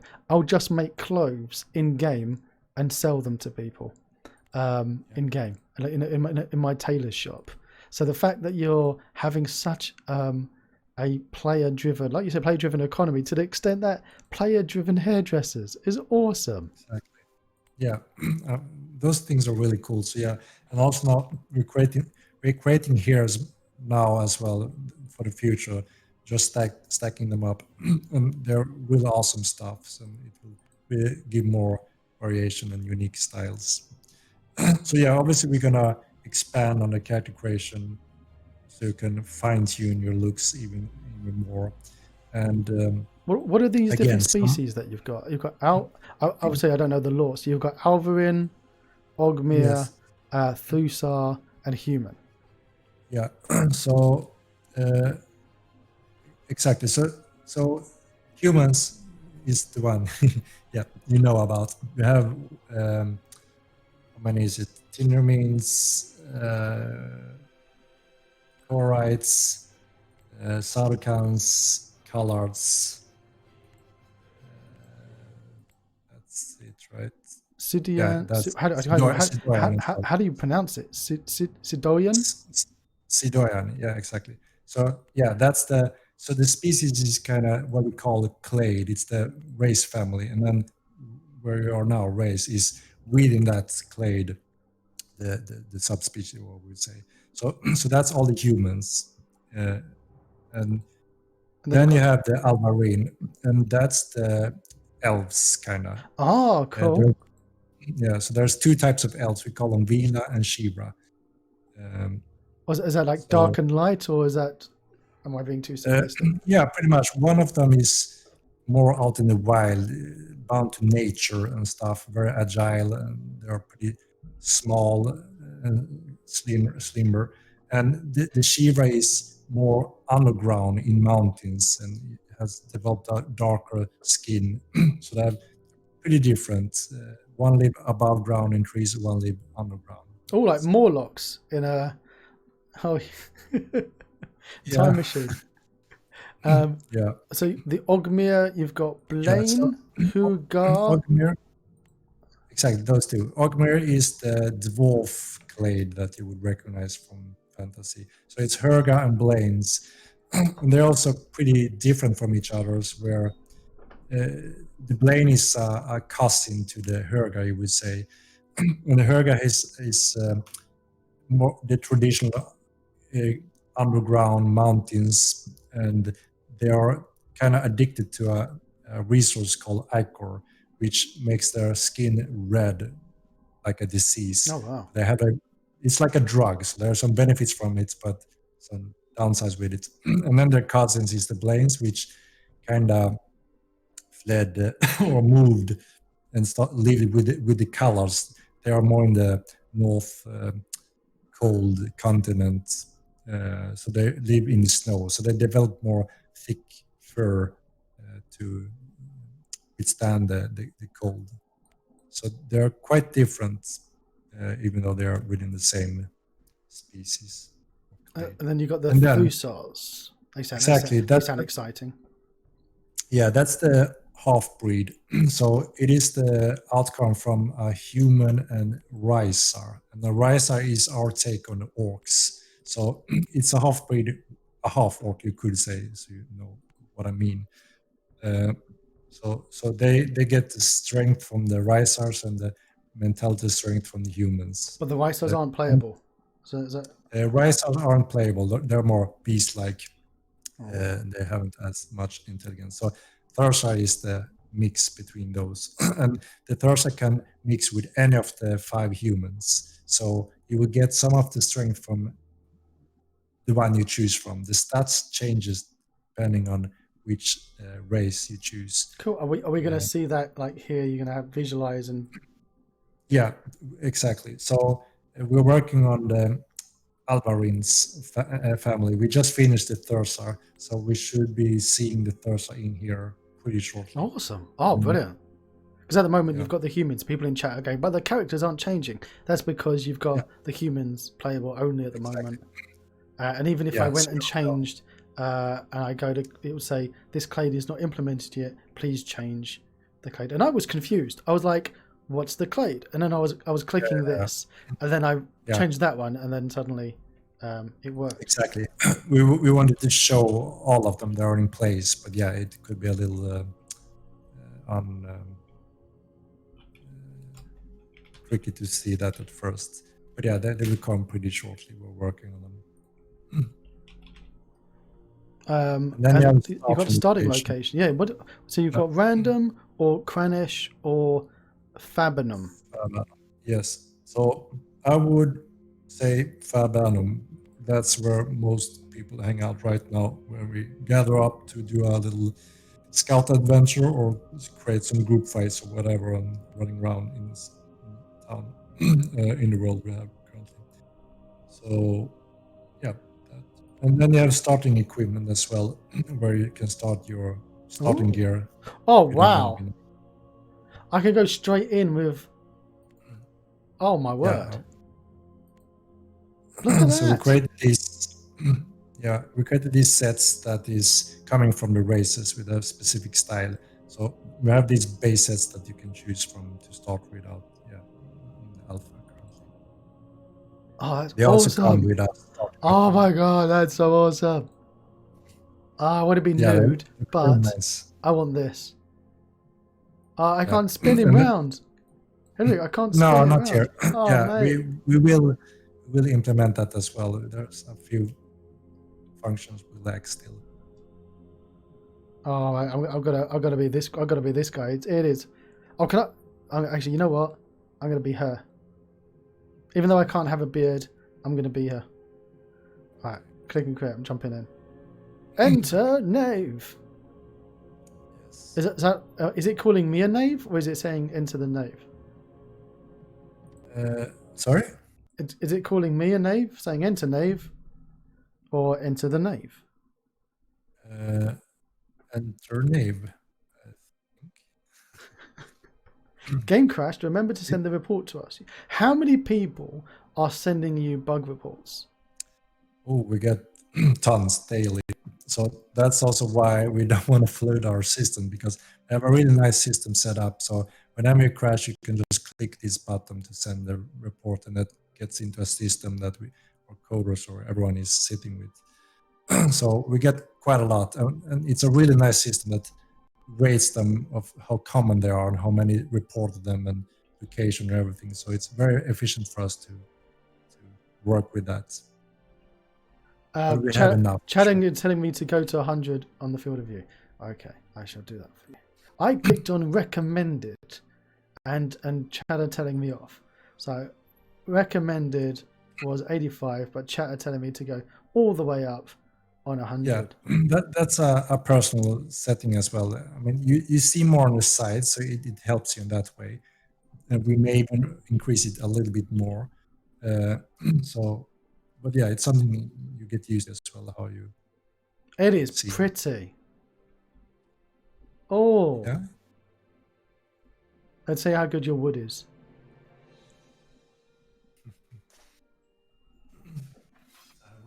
Assume someone will come and greet you pretty soon. I'm being poked up the bum.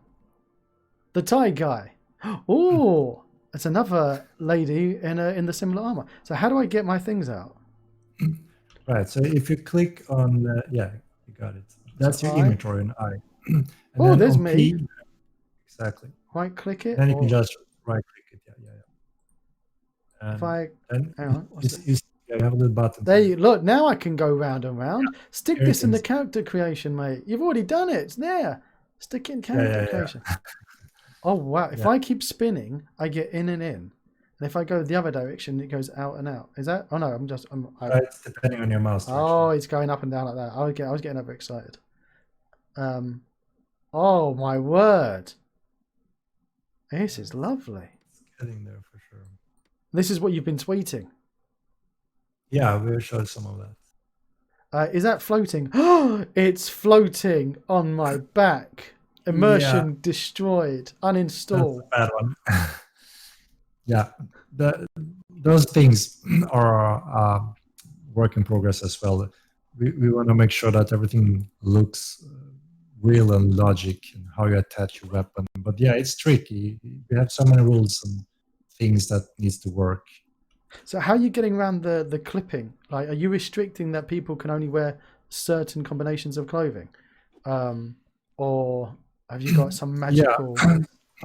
No, we have different depths. So we need to go through that every part works with everything, because when you walk around now, you can find different chests and boxes that have different armor parts. You can gather all the armors you saw in the character creation. You can mix match every piece, and they will work pretty well together. And that's one of the big challenge, to get that to work as well and look nice, because there's always a degree of clipping in a game like this. Somebody was playing Red Dead Redemption 2 on a stream, and they were complaining that there was clipping in Red Dead Redemption 2. Red Dead Redemption 2, possibly one of the most expensive AAA games made, and people complaining about clipping. If Rockstar having a problem, I can imagine that the rest of us haven't got a hope.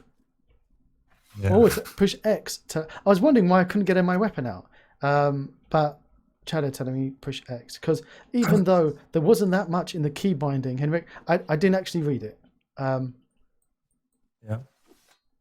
Oh, I've got no collide. I want to hit the... Oh, you go. Now I've got it. You see me to the right. I'm in the Roman style armor. But yeah, eventually we're going to be flooded, I guess, and jumped by random people. Can I go third person view, or am I only stuck in... You're stuck in first person. That's how we design the entire game. So that's one of the big differences as well compared to many other MMOs or most of them. Ty, somebody give me a smack so I can work out how to block. Ty guy, give me a gentle smack with your big weapon. So if he swings from left direction, you need to block on right. So exactly. So right now you're using the mouse, right? Yeah. To block. So Oh, Okay, so now he's not being nice right now. He's doing all these different moves to fool you to see.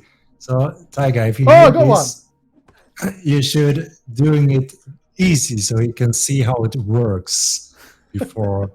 Do you know, this reminds me of playing. What game was it I was playing the other day? Oh, I blocked one. And it took me like half an hour in the game while I was streaming it to be able to do the combat. Yeah. I just spanned my If mouse. you hold it, if you hold it to the left, Oh, you're gonna block it. You have a few seconds. do I? If I keep it held down completely and just move around, am I perpetually No. blocking?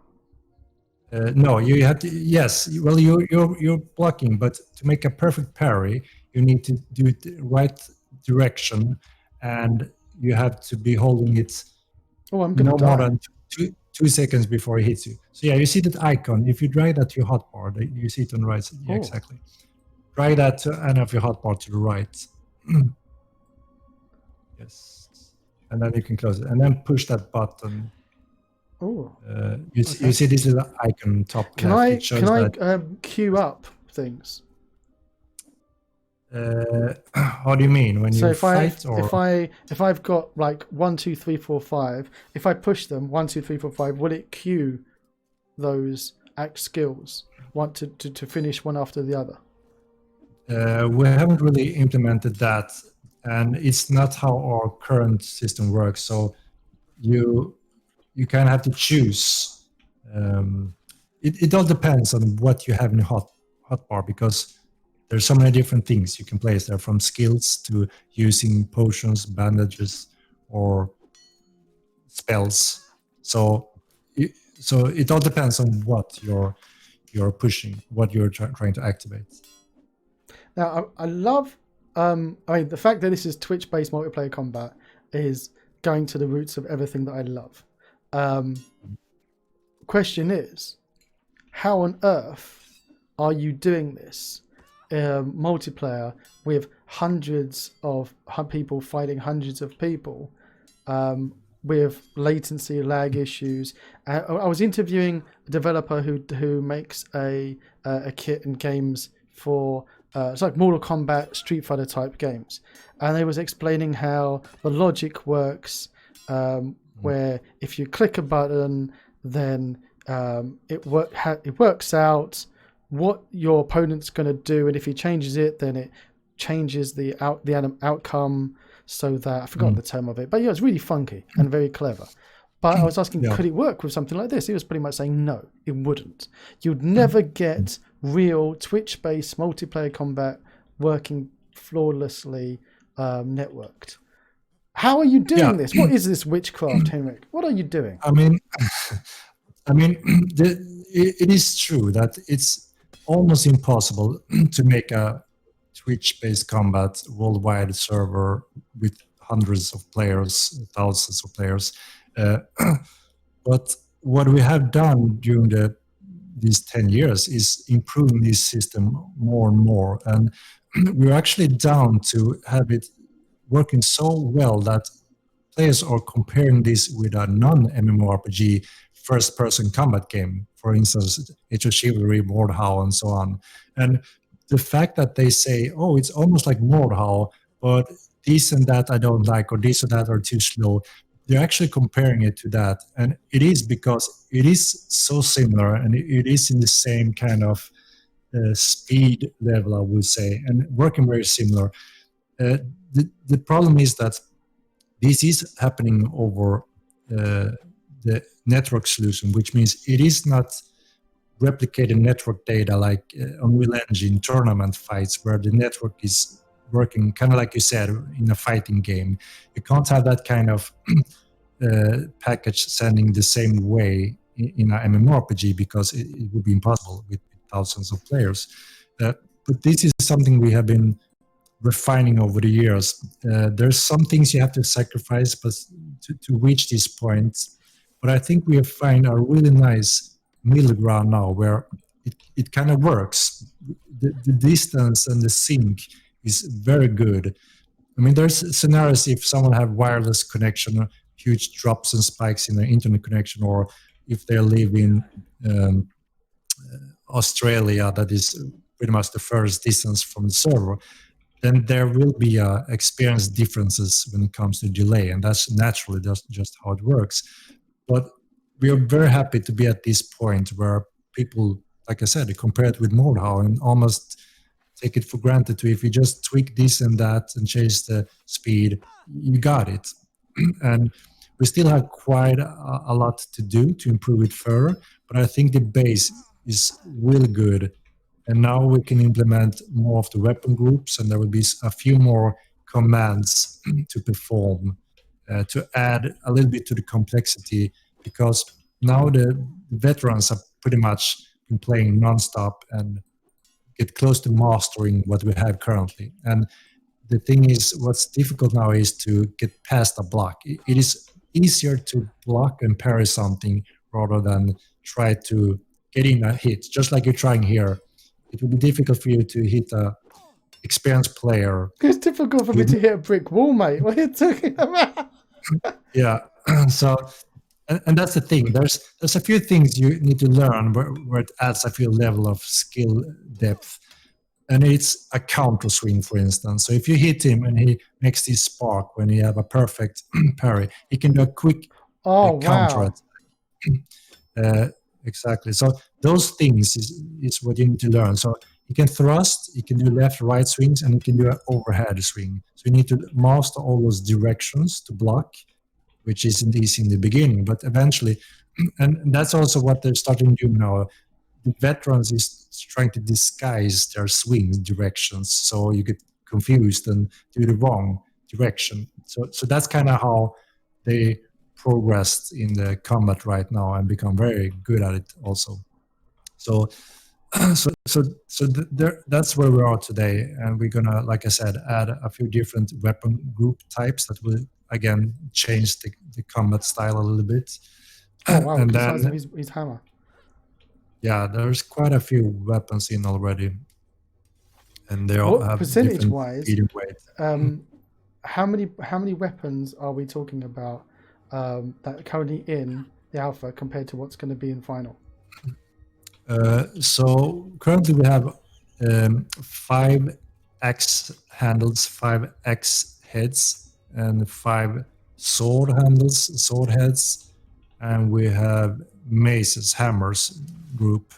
So what we're getting next is shields and spears, and then we're getting pole arms. Oh, nice. So the combination, then we're going to have so many different handles to choose from and different head types to choose from. So everything is crafted later on. So creating a weapon will create, I mean, there are millions of recipes of creating a weapon because of the different handle and head types. And then it's the material. You have to choose material in the handle and the head. So it becomes quite complex very quickly, depending on your skills and what you want to craft. So now we only have like half of the weapon types, I would say. And then there will be even more sword and head and sword handles as well. We start with 5 of each because we think that's even a nice amount. Well, I can do the healing thing while I've still got a weapon in my hand. Yes, you can. So as long as you're still, you can do that. But right now we just implement it quickly because it helps the combat progress because you can heal. What it is a resting skill that puts you in a resting pose, sitting down on the ground, but not now. We just enable it with the icon and you get the effect of healing because we needed healing to improve the testing of combat in a more efficient way. And later on, we will have bandages as well that you can use in combat. And then we will have the first magic school that also offers healing spells. Oh, magic school, Harry Potter style, lovely. Chat saying, go for alternate click drag, put the click drag at 0% sensitivity, make sure both block and attack direction is mouth movement. Okay. He's talking Swedish to me. I don't understand. Okay. Put click drag to 0. Put both to mouse. Okay. What was it? Click, drag, directional input, experimental. Is that the one? I'm not sure if they said to use the experimental. What did it say? Yeah, I guess. Yeah, save changes. Try Okay. that. See if that works for you. All right. It's so personally what you Alrighty then. like or So. not. So yeah, you can try. Oh! Oh, look! Okay. Yeah, that's more like, there you Nice. go. And you see, you did Kingdom a Come perfect block Deliverance. there. Yeah. So you see now when you see that spark, you can quickly click the normal attack button, and he will perform a quick counter attack. All right, let's do this. That's the center one. So you can perform the center block as well. Just I'll try. Which one's the center one? Oh no, it wasn't. Is it down and holding alt? It depends on. Oh, you need to press that's the Alt. center. Yeah. That's. Oh my guy's so slow. Anyway, this brings back memories of many games that I've loved. Yeah, I mean you're getting it slow but steady. I mean, first time that was my attempting to counter. It took him 20 minutes to swing. This is just like real life. Hold Alt while blocking to block the stab. Okay. Yeah. Oh, I was stuck. So I can see how this is heavily a guild and community game in that people would be training in their guild hall or locations. Exactly. Yeah. I mean, this is what players been doing for years in Modern 1. They have these training camps, training their new soldiers to how to be good fighters and help them in wars. So yeah, this brings back some memories as well when people are training.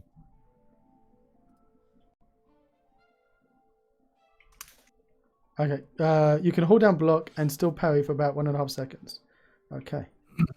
Yeah, so you don't release the block too early and he slips in a hit between them. It's just when you hold the block too long, it don't allow you to swung his weapon and hit the person behind him. Yeah. That's why it's a dangerous spectator sport. This is a very dangerous spectator sport. Yeah, that's part of the player skills, you know. You need to be able to be aware of how you swing your weapons so you don't hit your friends. It's like going to watch a rally. Have you gone to watch rally? And it's pretty much the same. You're too close to the edge. Yeah. All right. One question: have we got colliders properly on the players, or can I climb inside him? You shouldn't be able to get through badly. I mean, there are some clipping depending on rotation and armor. No, this is pretty good. This is impressive. Pretty good. Yeah, I'm impressed. Pretty good. You've passed the messy collider test. Yeah, that's good to hear. But yeah, there will be clipping in different scenarios. It's unavoidable. Just like Witcher 3, there are always, because you need to work on the full range. But Witcher 3, they didn't have hardly any budget whatsoever, did they? Exactly. Try swinging while you're clipping through him. Okay. Yeah. Did you notice that? I just tapped to give him a little bit of a tap. Oh, exactly. So your weapon is colliding, which means you can't pull back if he's blocking you. So that's one of the things also to get used to, that your surroundings and players can prevent your weapon from pulling back. Now, there is one thing that we aren't finished with, and that is that it allows you to have the blade through him without charging back, which of course is a bit unrealistic, and it gives this situation when you can't pull back your weapon. So the goal is here to add an IQ so the weapon collides and can't get through him from this pose, from the starting pose, I mean. It's like where I am now. Yeah. It's inside him. The blade should be kind of like pushed to the side here, so you can't start inside him. So that would make it more natural and understandable that, okay, you can't pull back because you're inside him. That shouldn't happen, but that's not working. Do you know what I'm getting here? I'm getting Indiana Jones vibes in the Temple of Doom. Wait. pulling his heart out of his chest. You know what I'm talking about, don't you? Yeah, I know. Anyone in chat remember the phrase that he sings, that he says when he's ripping the heart out of somebody? It's a magical chant, isn't it? Kalibab, something about. Yeah, something. Yeah, but you're getting the hang of it. Getting the hang of it. You are far too kind. This. No, but you see at least the function, what's possible when it comes to directional blocking, counter, perfect block, and those. Yeah. So that's the first depth you have to really learn to get used to and be able to read opponents. And then every weapon is a little different. So you need to get used to see, is that a left swing, right swing he's performing, and or overhead swing and so on. So the more weapon groups and types, the more complex this will become. And then we're also looking at specific attack types. We're looking at a shield breaker or a block breaker move as well, because we notice it's when you get used to this, it's very difficult to just try to get through his parrying. So we're trying to add another option to see if we can break that block if you're just standing and holding a block. And that adds another depth to the whole system. And then you can also hit his axe. If you swing on axe tip, you should be able to do an equipment hit, which means you're actually, you see, you're hitting. He was parrying as well. But if he's just standing with the weapon out and hit the head, you see that you're damaging his axe instead of him. Do you see that? Oh, is his weapon taking damage now? Yeah. So you're hitting his equipment, which is the sword. I was hitting his equipment earlier, but not the one he's holding in his hand. So, exactly. So you're not damaging, you're not hurting him, but you're actually hitting on his weapon, and that will tear durability as well. So everything is like what you see is what you would expect in that degree, which is. What about the armor? Is the armor getting damaged? Yeah, same with the armor. So if you just bash on his left arm, for instance, it will eventually break down and fall off. Will it actually break and fall off in visually as well? Here in alpha, I'm not sure. I'm not sure if it could break, but yeah, there is durability. But we put them on 10,000 because it will be a pain since we're testing combat. We don't want them to be destroyed after a little quick session. So we increase the durability, but on test we have them on a normal durability, which means they can break down and fall off and down. And same with the weapons, they can also break. But now we have such a high durability on alpha currently because of we want to be able to do combat without interruption of getting new gears all the time. Oh man, do we have mounts in alpha yet? Can I ride around in mount like a multiplayer mount and blade, like multiplayer mount and blade should have been. You have given me the feeling like I am in a multiplayer Mount and Blade that was supposed to be Mount and Blade 2. Yeah, that's a good comparison. Many think it's close to that. We don't have mounts in alpha currently. They are under development as well. We have a very quick test on our local test servers, but we need to polish it quite a lot more to have it ready for alpha. Can I jump but the plan is to fight? You should be able to, but your jump isn't that superior. It also are affected by your armor and stance and skill. And I've got no skill. Okay. Sorry, I interrupted you about the plans for the horses. So we are gonna start with the normal horses, but then we have two other types that was quite famous in the first game. One is the mulva, which is kind of like a rhino beast. No way, you can ride a rhino. Yeah. Can you ride dewbacks? You can also put gear on armor. Sorry? Are there dewbacks like from Star Wars? We don't have something that is very similar. The thing is that on Milan we only have horses, these rhino types, and we have another type that is called Lycator, which is like a lizard mixed animal that is also very specific. And all these three different mounts are different strength. Like the Lycators can climb steep angles much better than horses, and Mulvas obviously have their strength in size and raw power. So there's some different styles, but we're going to start out with the horses and make them right as good as possible, have them balanced, and make sure that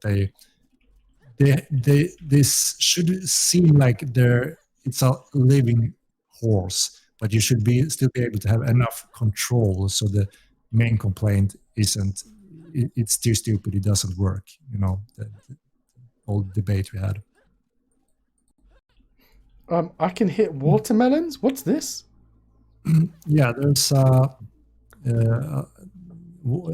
little run course where you can slice watermelons, and you have a time track. So it times you when you start hitting the first, and ends the timing when you hit the last one. Where do we do that? Where's that? Where do we go there?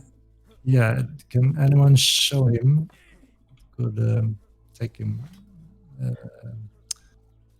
Are these mega scan textures, or what is this? Some of them. Here specifically, I don't think it's mega scan actually. They're lovely. Yeah, we have a pretty good level overall, I think, and that's a challenge to, keep everything on the same level. So, and since we're using mega scans as much as possible, that's a very high level of quality. Chad is saying that apparently you've got giant cockroaches to ride. Is this? Am I being mocked, or is this a thing? No, we don't have that yet. We have camels as well, actually. Hang on. Yeah, the thing is, so are there giant cockroaches in the game? There is but not in this one. In the old game, there is another continent, the desert continent. There were cockroaches and many bugs and insects, and there were also camels there as a mount, actually. So every continent will have a unique set of mount as well. So yeah, this is the course. You have to slice and thrust them as fast as you can. So the first one starts there. I can't even hit it. I just punched it. You did a handle hit. So yeah, that's good. That's good. Oh, come on. That's it. Oh. And then that one you better stab, because it's okay, you managed to do it. And that one overhead. Oh, come on. That's it. Yep. Those one are usually easier to thrust. Come on, poke it. There you go. Yeah. So we have 3 left. That one. Oh, man. And the last one. Let's see your time. Oh no, missed it. Okay, 2 hours and 39 seconds. Yeah, so 39 seconds. So that's probably the worst anyone's ever done it, isn't it? I think it's in the bottom for sure, but I don't think it's worse. There are far more worse, actually. So that's one way to, work on your aim. Yeah. Oh, not too bad. Look, I'm 213th. Yeah, not too bad. Have you seen Top Gear? A celebrity in a reasonably priced car. That's like where I am. I'm right down the bottom. Yeah, but I mean, the first time it wasn't too bad. Well, Henry, that's not the first time I've had somebody say that to me. But it's not even the first time that somebody said it to me, and it's involved watermelon, I have to say. No, but I mean, most of the guys that have been playing here for a while, they've been crunching that court for hours or even days to try to get on the number 1 list. I think I was at best. I mean, I was in the lead for a few days, and then I dropped it down to 11th place, and now I think I'm 27th place or something. So yeah, there are some good guys that knows how to hit them perfectly. Oh well, this interview has already worked to try and convert one person. Yolan, one of the mods in the chat, has gone to the website to try and buy an alpha key so we can get in to play it, and he said sold out standard package. So you're Yeah, that's already true. sold out. Yeah, yeah. Maybe forgot to answer that question. They asked when we're adding more keys. So, like I was explaining, that why we're not rushing this is because we don't want too many players in, and we don't want the general masses that don't know what to expect to join a game and don't think it's more than a combat game. So, so that's why we are just taking our time to hand those out. So, what we're planning is that we have a patch soon, and we usually hand out a batch of new keys. So we add quite a few new keys, and when they're sold out, we have to wait a little bit again. So, so yeah, it's been a pretty much a rush every time when we announce that we have more keys to offer right now. It's been almost running out after an hour, which is Wow. pretty quick. Yeah. Do So but do the Discord get prior notice? Are you like on Friday at 9 o'clock no, they will go on no, sale and everyone's sitting there waiting? no. We just do a Facebook and Twitter and Discord updates. Now there are more keys added, and it's up for everyone to grab them. So the Conflux package, they're still available, but those are the expensive ones. So if they're not interested in the first game, then that's quite a pricey package uh, for that amount. So that's why many are waiting for the normal package range. And then eventually we're going to release the special loot bags packages as well. That's going to offer something pretty cool and unique, handcrafted stuff in those bags. We actually created what was like 10, no, thousand something handmade loot bags that resembled the first game. So we created them physically Wow. and created a steel box, DVD box for the game. And we created some miniatures from the teaser and a little book and add that in those loot bags. And those sold out very quickly. It was pretty cool because everything was handmade and really custom stuff. And I actually, when we moved to our new office, I found a box in the basement with a few of those loot bags left. So I said, I'm going to make something really cool, again, very custom and very Mortal-like, and sell those loot bags, and that will be the only one ever sold. And people are already asking for them and looking forward to those. And you can read those packages on that website you were showing the different packages we offer. I've just committed suicide. Yeah, you died. You went into mercy mode, which means you're limbering, and they can either finishing you off or like you did. It said, "Do you want to give up?" I went, "Yes, I'll give up." And they went, "You've committed suicide." I go, "I didn't mean give up on life. I meant give up on the fight." Yeah, that's the option right now. So now you have to find a priest. So if you look in your near surroundings, you see these red beams up in the sky. There should be one. Yeah, that one. If you go to one towards that one, Go towards the light. Oh my yeah, word! the left one is the closest one. If you look to the left, right there at the stable entrance to the left, that's one is the closest one. Exactly. So if you talk to him, he's gonna resurrect you. This game is doing so many things that other games have tried to do, and didn't pull it off. It's I've seen like when you die, you have to go to like the afterlife and find a way to resurrect yourself. This is awesome. This is you're pulling off what many others have tried and failed. What about a special sign? Teko says sign up list for veteran players who have been around for a long time who would contribute to your testing, who have subscribed to MO1 for a few years, for example. Yeah, I mean, we started with a testing group first of all, and then we, I mean, most of the players you see here is long-term players from the first game.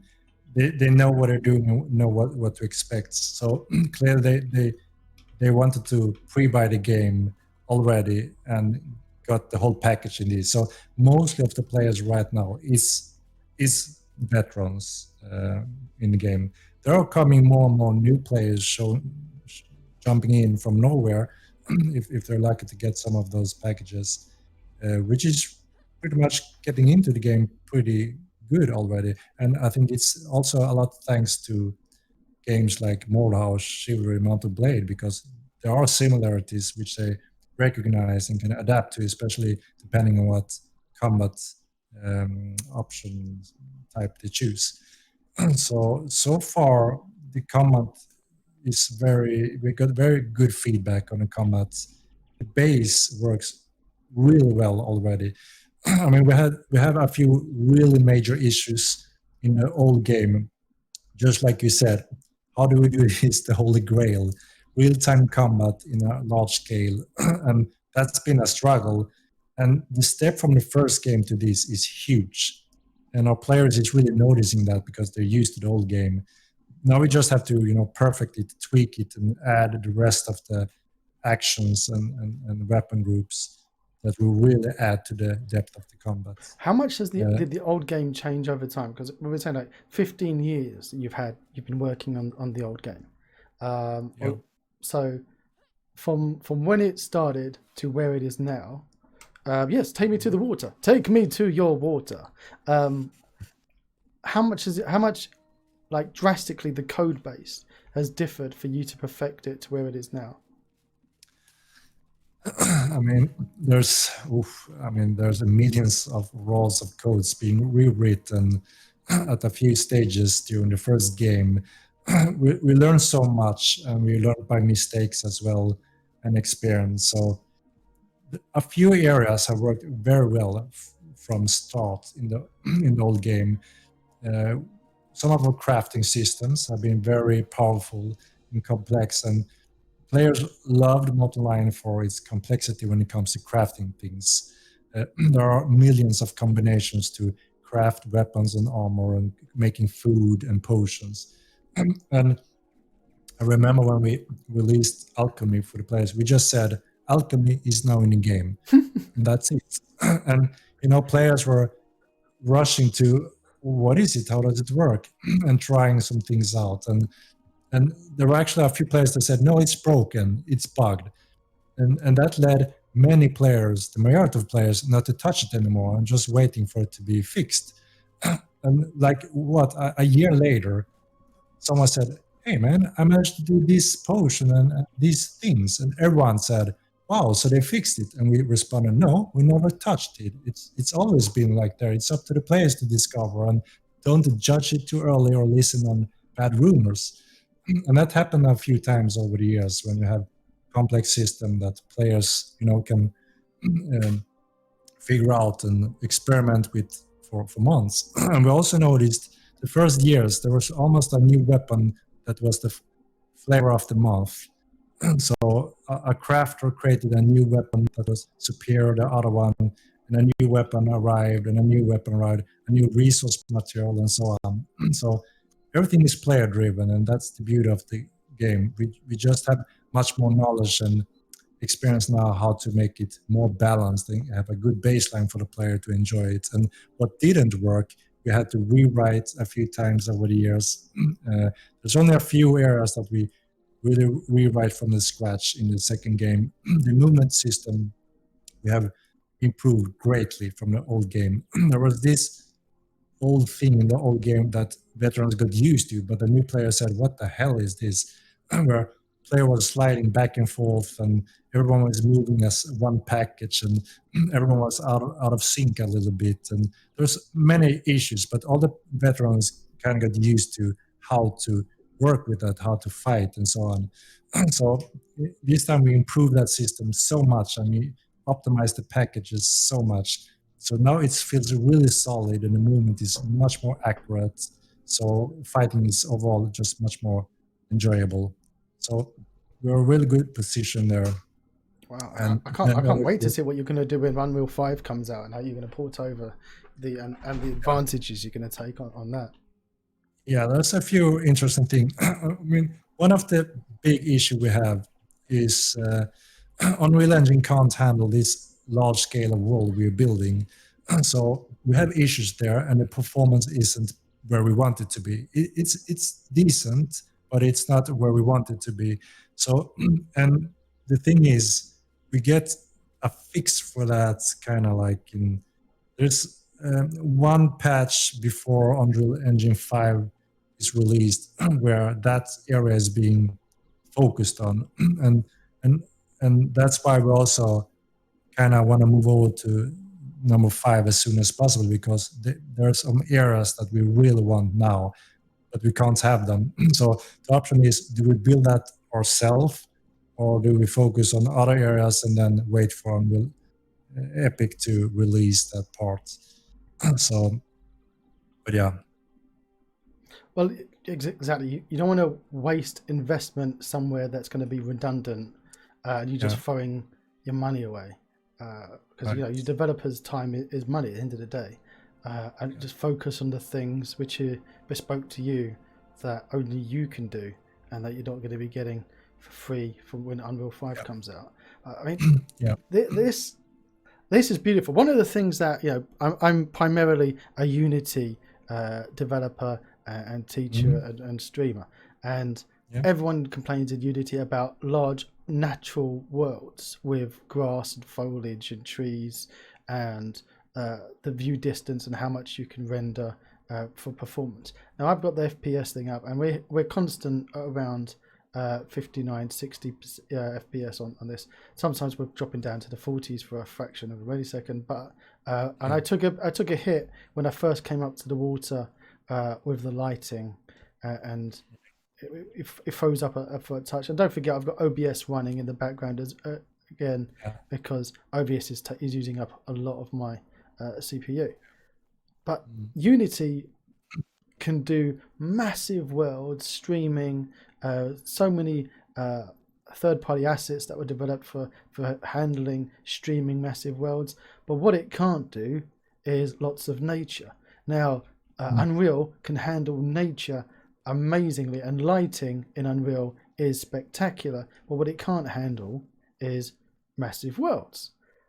yeah, There was one engine that seemed to manage both, and mm, that's CryEngine. Did you mm. guys at any stage think maybe have a look at Cry Yeah, we or did actually. Lumberyard or whatever Forks? We did get CryEngine and took a look at that.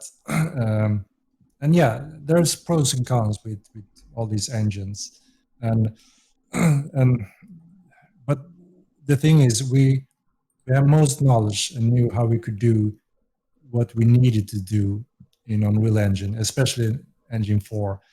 There's so many things that we struggle with in Unreal Engine 3 that we now can handle in this new engine. And I mean, the world we have already is huge. And yes, you notice there are streaming levels. That's when you kind of go down to 1 FPS in just a millisecond, those crunches. And that is one of the weakness in Unreal Engine 4 when we have this amount of variation, all this data and levels and assets that needs to be loaded and unloaded. Yeah, I found a good tree. So, uh, and there are ways to improve these areas, and we're going to do a pass on that, so it will improve from here. But there is some in the core itself. There's issues in handling all this. It's not built in a really good, efficient way because Epic Games didn't focus on large world, but it had become more important, obviously, also for them. That's what they presented in Unreal Engine 5. So they are rebuilding that core, how we also would have to be forced to rebuild it. So, and since they're coming out with that patch earlier than expected, then yeah, it would be wise to see if we can make use of that instead of trying to build our own. Uh, there's one thing that you don't want to do is build your own engine, and the fact that nowadays you've got Epic, you've got Unity, you've even got Amazon with Lumberyard taking a lot of the stress out of it, which is fantastic. But like you mentioned earlier, it's not a magic wand. It's not. You don't go, oh, I've got myself in it Unreal Engine or Unity, and I go to the asset store marketplace, and now I can make a game. There's a lot that you guys, and as you alluded to many times on the stream tonight, have been working, doing your own code, your own changes that make basically Mortal Online an engine in its own right, if you looked at it that way. You mentioned earlier that you wouldn't sell it, you wouldn't make an MMO engine and sell it on the Unreal Marketplace, or sell something that would be detrimental to you, because you're making competition, aren't you, at the end of the day? Yeah, and I mean, what you're saying now is something that is really nice to hear from me in the development team, because like you said, you have a good insight in what this is and how it works and what it means. And it feels really great to hear that from you as well, because many may think that you just buy the assets, you just get the engine for free, and you need to be smart. Don't be dumb and make these bad decisions. That's a very common feedback. And it's important to understand that's not how it works. We are not a small hobby team that want to mod things, modify the engine and buy assets. That wouldn't have created this, what we're looking at. This is 15 years of development. Now we only have the combat, so we don't see all the variation. But if you look at Mortal Kombat 1, all those features, those crafting systems, and the depth of that's what we're putting now into Unreal 4 in Mortal Kombat 2. And that's all coding from scratch, C++. It's nothing in the engine. It's no Unreal scripts or anything like that. And mostly it's not blueprints either. So it's nothing you just can buy and put in the game and just have to have the right decisions. So everything when it comes to all these core function is coded, and majority is C++ coded. Is the blueprints helping you at all? Are you do you see it as an advantage or a tool, or does it just get in the way? No, I mean, there are areas where blueprints is very effective and good, and we use it in many areas, but only where it makes sense and logic and doesn't require more speed or control. So, for instance, every function and feature in the game most likely is C++ code where we have full control and it's very quick, because it needs to be quick in this kind of game. So in blueprints we use for some things like, for instance, there's a day and night system, parts of that, and how we handle light and stuff like that. Some of those things we can use in blueprints. That works very well. But the majority of the game functions, we need to code the game as well. So it's nothing you can just buy and put together and hope it will be a massive. So blueprints are actually going to be detrimental to the performance compared to if you're just writing the raw C++. Yeah, if we want to have full control and we want it to be responsibly quick, we need to code it from scratch pretty much. There's only specific areas where a blueprint is very efficient and works well for us. And where it does save time, and it's a very powerful way for even our artists to create something just using a blueprint. So it's a good thing for sure, and we use it quite a lot. But yeah, it's two different things. That's great to hear, because a lot of people are saying, no, you can go to Unreal and you can make an entire game without writing any code. Just use the blueprint. You never have to learn to do C++ at all. You can, yeah. But to realize that actually you can, but you get a performance hit. So it depends on the type of game you're doing. Yeah, I would say it depends on what kind of thing you're trying to create. But it is true. I mean, an creative artist, just learning how to create blueprints and work with them could probably make a really nice game just using the engine. That's true. It's a very powerful tool. There's no doubt. And especially since an artist without coding experience can become, creating functions like a coder would. So it's a powerful tool for sure. But again, since we have so many specific game function areas in this game, we can't rely on just trying to create blueprints for everything. It wouldn't work. I suppose that's how you're also able to migrate a lot of your code, because it's raw C++ that you've written. If the blueprint system changed, or there's any differences between 3 and 4, that would probably impact you. You wouldn't be able to do it. But because it's it's native C++ code, you're able to just port it over and use it in the new engine. I've got a question. How much have you been able to save from the first game to the second? Exactly. The thing is that the first years when we started production Motley 1, we used Unreal scripting quite a lot because it was so quick and efficient to create something. The downside was it's not fast compared to C++. So we produced so much stuff very quickly and efficient by creating function using Unreal scripts, and we were good at that. The downside was that more and more stuff became Unreal scripts. In some areas, we said, okay, now we need to rebuild it, some part of that into C++ because it's too slow. It doesn't work for this function. And over the years, especially when we took the step to Unreal Engine 4, all Unreal scripts is scrapped in Unreal 4, which means none of that can be used. So all of that had to be rewritten. Luckily, over the years, we went over more and more to C++. So it's only some old things that we would want to rewrite anyway because it's such old stuff.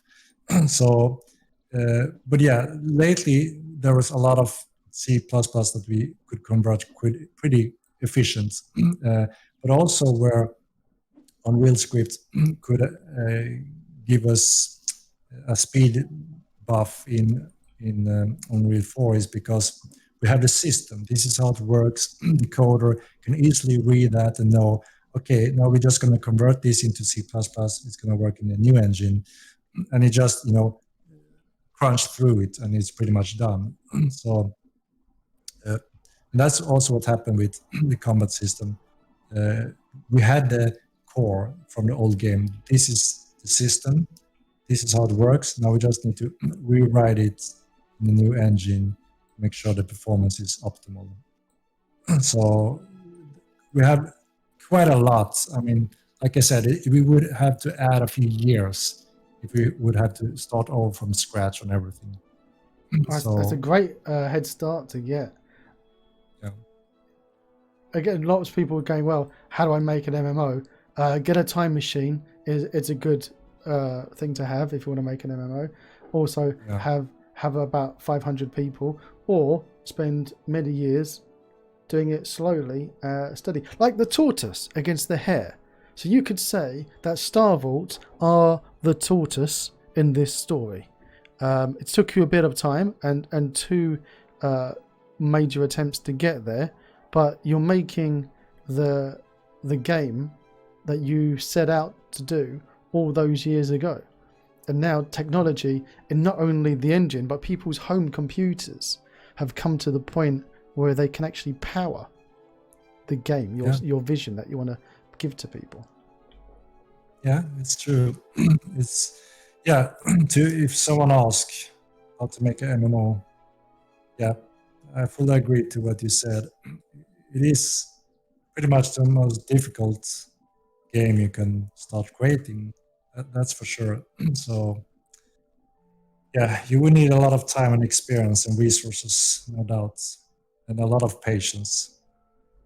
You need someone like you who can go out there and find funding in 1.5 years and being able to bring people from other cities to move down to work with.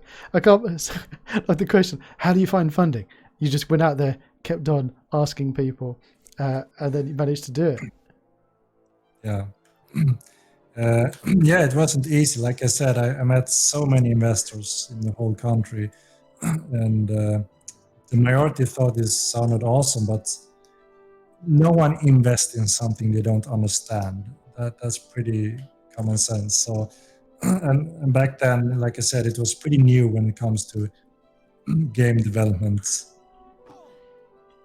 You didn't have like Kickstarter. People probably think that things like social funding like Kickstarters have been around for many years, but they haven't. But now you've got Kickstarter. Are you taking advantage of it, or are you just leaving it alone?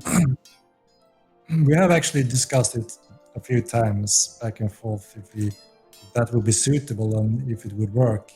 The thing is, Kickstarter was made for someone like us when we started, and it's a really nice way to try to get somewhere. But the thing is, what happened is that many of these major famous game developers started using it, made an awesome video explaining what they would do, and they got millions. And so many, like, independent that have a really cool concept, they want to try something, they fail to fill the Kickstarter, so they don't get the chance. So what happened is that the professional raised the bar so much that it became very difficult to. Well, it's quick. You've got people like Peter Molyneux using Kickstarter. Exactly, that's what I mean. And it's ridiculous. How can you compete?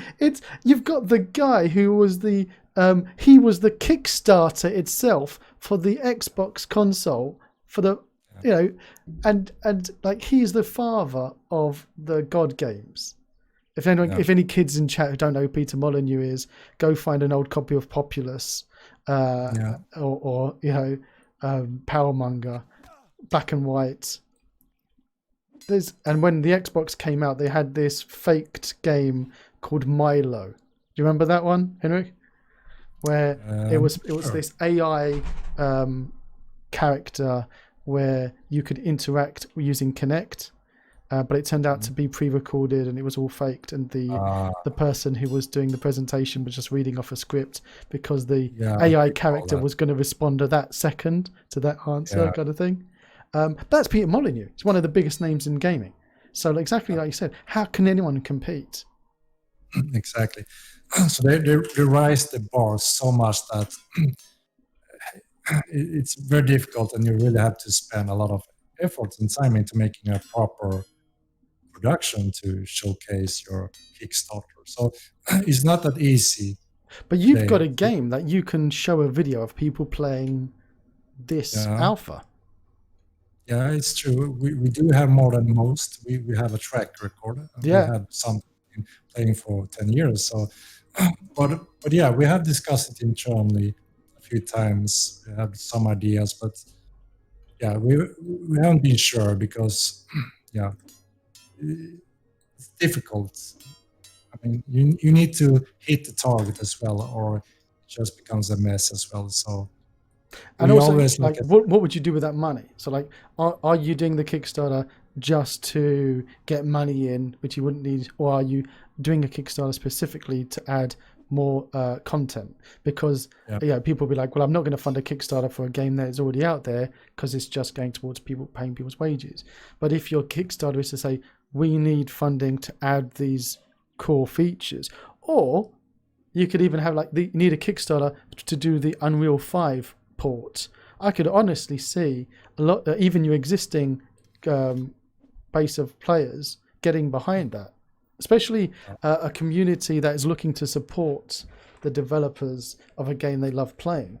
If you not just monetary support, like verbal social marketing to get the word out, I think you could do it, mate. Honestly, if you wanted to go down that route, it's there for you. Yeah, it's true. I mean, there's always challenges. Even now, even though we have all this experience, there's always something we run into. That's always going to happen. That's also part of the experience. We just have to be as prepared as possible. So that does, of course, affect our plans. We always have to adapt our plans and be sure to handle everything as good as possible. And that's also we have a plan where we don't want to promise or reveal too much, because we know that this is the minimum, the core we need, and then we don't know how much more we're going to be able to deliver at persistent release, because we need to hit the target around that time era, or we need to look over the situation if something goes really bad and critical that requires more time from us, of course we need to look over the situation to see if those mistakes happen, what can we do to create that? Because what we learn is that this time we will never just release and say, okay, we didn't finish the core as we wanted or needed to, but we're still releasing. We won't do that because it will damage the first experience too much. So we need to make it happen, and we need to make sure that it works. And there is areas where both players and many from the community said that, okay, we want this, but we understand that you may not have it on highest priority. But if you would do like a Kickstarter to promote it, that if that smaller part gets filled, we can actually add those resources to add that function or feature in the game. And that's one of the things that we have looked into, that maybe that be possible, that okay, if the players want it and they kickstart for it, then yeah, we can add those resources to development. It's so fascinating to hear you talk about this level of depth into like the funding model that you've been looking at, and even the internal discussions, because a lot of people think once you've made a game and you've made an alpha, you've pretty much made the game. You don't need money anymore, and they just dismiss it. To know that you've got lots of things. You've got additional development, new features, models, artwork. You've got marketing costs for maybe doing the launch that you need to get funding for, and then you're making an MMO. You've got continual server costs and maintenance that you're needing to pay, and bandwidth. It's fascinating to hear, because a lot of people don't discuss it. Talking about money is a dirty thing, isn't it? Yeah, and I mean, many request that please don't make it a subscription based, because not that many does it anymore. I mean, we create a unique game that rely on this development, this hardware, these services, and that costs money. So if we want to sacrifice the gaming experience with in-game stuff and all that, like many is doing today in free games, but that severely impact the gaming experience, and we don't want to sacrifice the gaming experience, because we believe that this time Modline would be truly unique, and it can become, there's no limit on how big it can become if we get this core right. That's why we don't want to pollute the experience by adding restrictions, pay this, pay that to get this and that. We're going to look cool, pay this. We don't want to go that road at all. So that's why it's very simple. It's one subscription fee and you get access to everything. And it's up to the players to reach the limit, within the game instead. It's very important to stick to your beliefs. You've got a vision, be true to yourselves, and keep your vision, intact by following, your beliefs, your moral compass. Let that guide you. We've got somebody in chat saying they found what could be a game-breaking combat bug. Would you please go to the stables? Oh my gosh! This is live right now on stream. Where are the stables, Henry? Let's go. Furry is leading, I think. Okay, he says deal me. Okay, let's see. All right. I guess you wanna show me something. Where are these the stables? Are we at the stables now? Oh no. Okay. Okay. Okay. Yeah, he found something pretty severe. I can't react at all. So yeah, he found something. So he's. Oh, so you don't need to physically be at the stables to do it. So, so how do you do it? Can I have a go? What is this? Furry, do I just attack you? What is this game breaking bug? Yeah, I think he found a way or a state where you can't really see what's going on or react. So quite severe bug for sure. Maybe right into. I think he's writing to me. He is. And I'm taking advantage and just poking at him. Although I'm not doing any damage whatsoever to him. Poke. Yeah, Poke him in the nuts. you see, you have an axe, and it isn't very effective to poke with an axe, right? So it depends on how you use your weapon. If it's have a pointy tip, then thrust would be effective. Could I have an axe with a pointy tip on the end, like some axes do, and then I can poke him with it? Yeah, there's an halberd like axe type where it is pointy as well. So there are different weapons to give you that option. I'm gonna keep on poking him until here we go. So what do you? This game breaking mechanic. This is a real thing. We've found it live on stream thanks to Horny Furry. I love the name, by the way. He's not going to be that horny anymore because just taking it in the privates continually for the last 5 minutes. Yeah, you found a way to make it super fast, so you don't really see the swings. So it was actually attacking you, but you couldn't see it. Yeah, it just barely saw he was going to strike me, and the damage came. And so found a way. He's trying to explain to me where he utilize another weapon or something and get the speed from that, I guess. Oh, that is awesome. Yeah. You spam right click on the weapon you want to make faster. Let's go in the chat here. So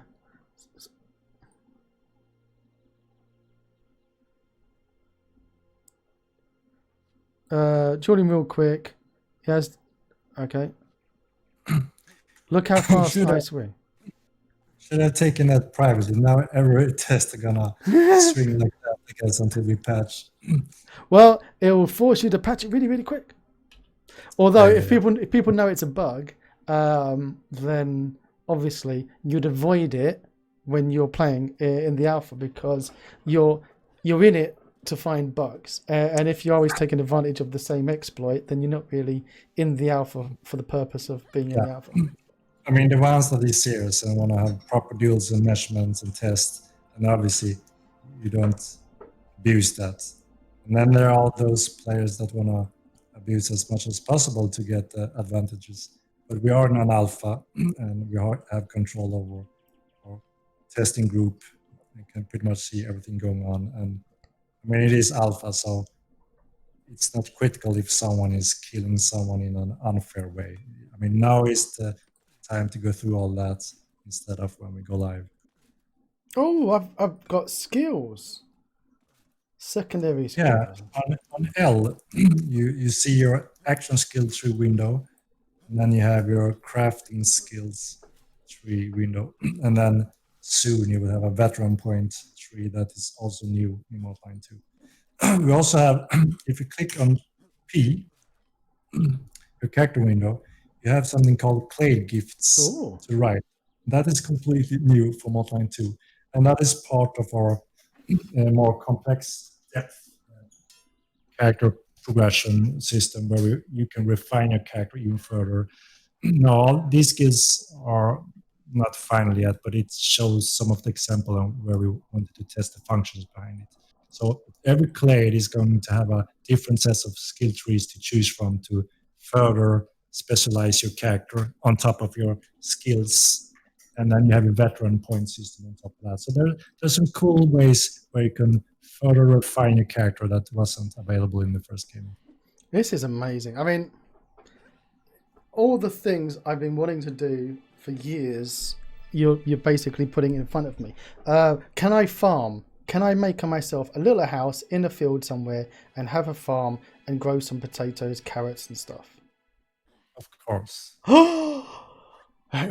Okay, me and the wife are going to need to play this game and just have a nice little farm in-game so we can get away from the kids.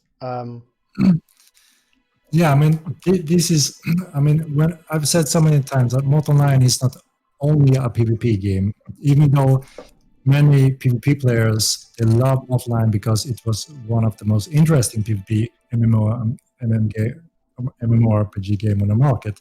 So it got famous for being a good PvP game, full loot and crafting system, a lot of depth in crafting systems.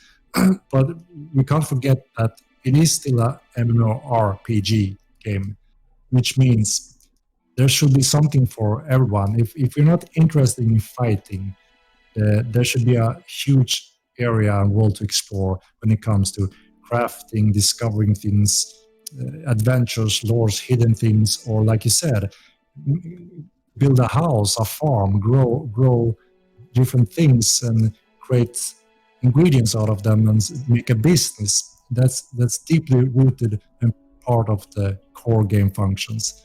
So don't be fooled by just having focus on the combat at this phase. There will be so much more other than combat as well.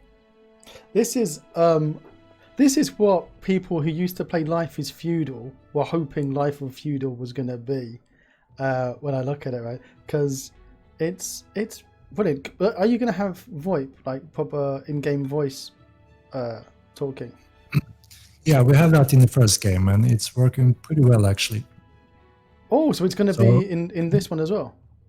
Yeah, it is already built, so we just need to kind of move the servers, but we haven't focused on it yet. So we have a system for that already finished, and yeah, it's working very well. So we're looking to move that over. We see a really interesting gaming aspect when it comes to that as well. Obviously, players can kind of abuse that as well in a not as nice way. I mean, sometime in the capital city, we heard someone playing music for people, but someone had been doing it in a pretty cool way, where they actually sat down and had a guitar in his hands and playing some nice songs, and it looks and hears like it's him doing it in game as well. So it's pretty cool experience. And oh yeah, you get that in game, like emotes and animations of people being able to play musical instruments. You've got all of the music streamers playing it. Because like at the moment, you were saying earlier about watching streamers playing games, like watching them play Red Dead Redemption 2 or GTA. They are the music streamers are in those games as their characters, playing instruments, playing music. So for other players to role play and listen to them and enjoy themselves. Can I sit down in a chair or lay down in a bed? Yeah, not right now, but you will be able to sit and lay down, yes. I mean, inns will actually have a more important role this time compared to the first game, because in all game we have this issue where people insta-logged or abuse the logout function in a negative way. They would, for instance, log out at enemy grounds, inside enemy houses, and so on by just insta-log. And that gave very unfair and odd situation, which we didn't plan to have. So what we're doing now is that we are adding a more enforced rule on, or a mechanic on how you would log out. So for instance, if you just run around and you pull your plug, your character will remain in the game world, standing there unprotected. So obviously you can't just flee from enemies by pulling your plug that way anymore.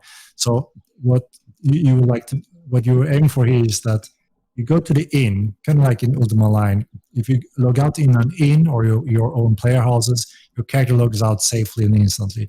And if you're out in the wilderness, you may want to have a little camp you have to put up and secure it before you can log out, so you can continue your journey in the next session. So there will be a more function added to this to make sure that you can't really abuse those functions. That's therefore a bed and an inn would have a more important reason.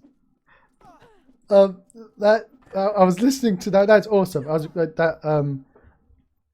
laying down in a bed and the inn. That is what I want in a game. It's fantastic. As you were saying that to me, somebody came running down the street, Benny Hill style. All they needed was the music playing, poked me with a sword, and then ran off again.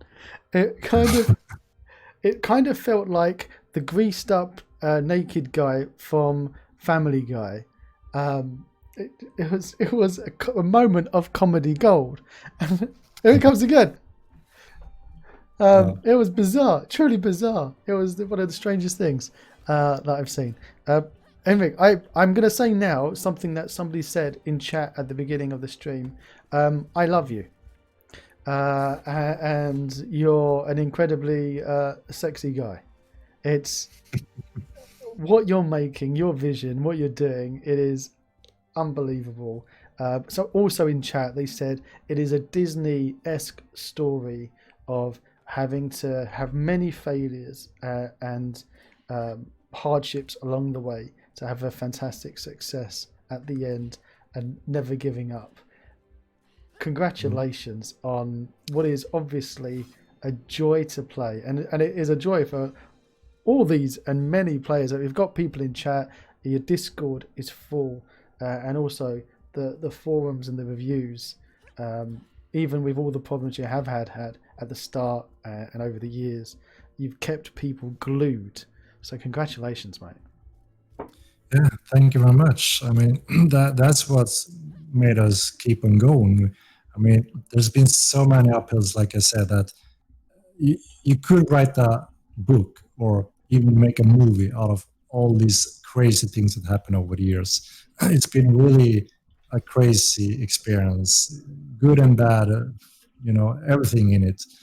So, and it wouldn't be possible without the players that understand this vision and see the strength and joy in it and actually supporting us and actually reaching out and telling us that keep on doing what you're doing and we will enjoy the game. That's so important for us to hear that because I mean that's why we're doing it.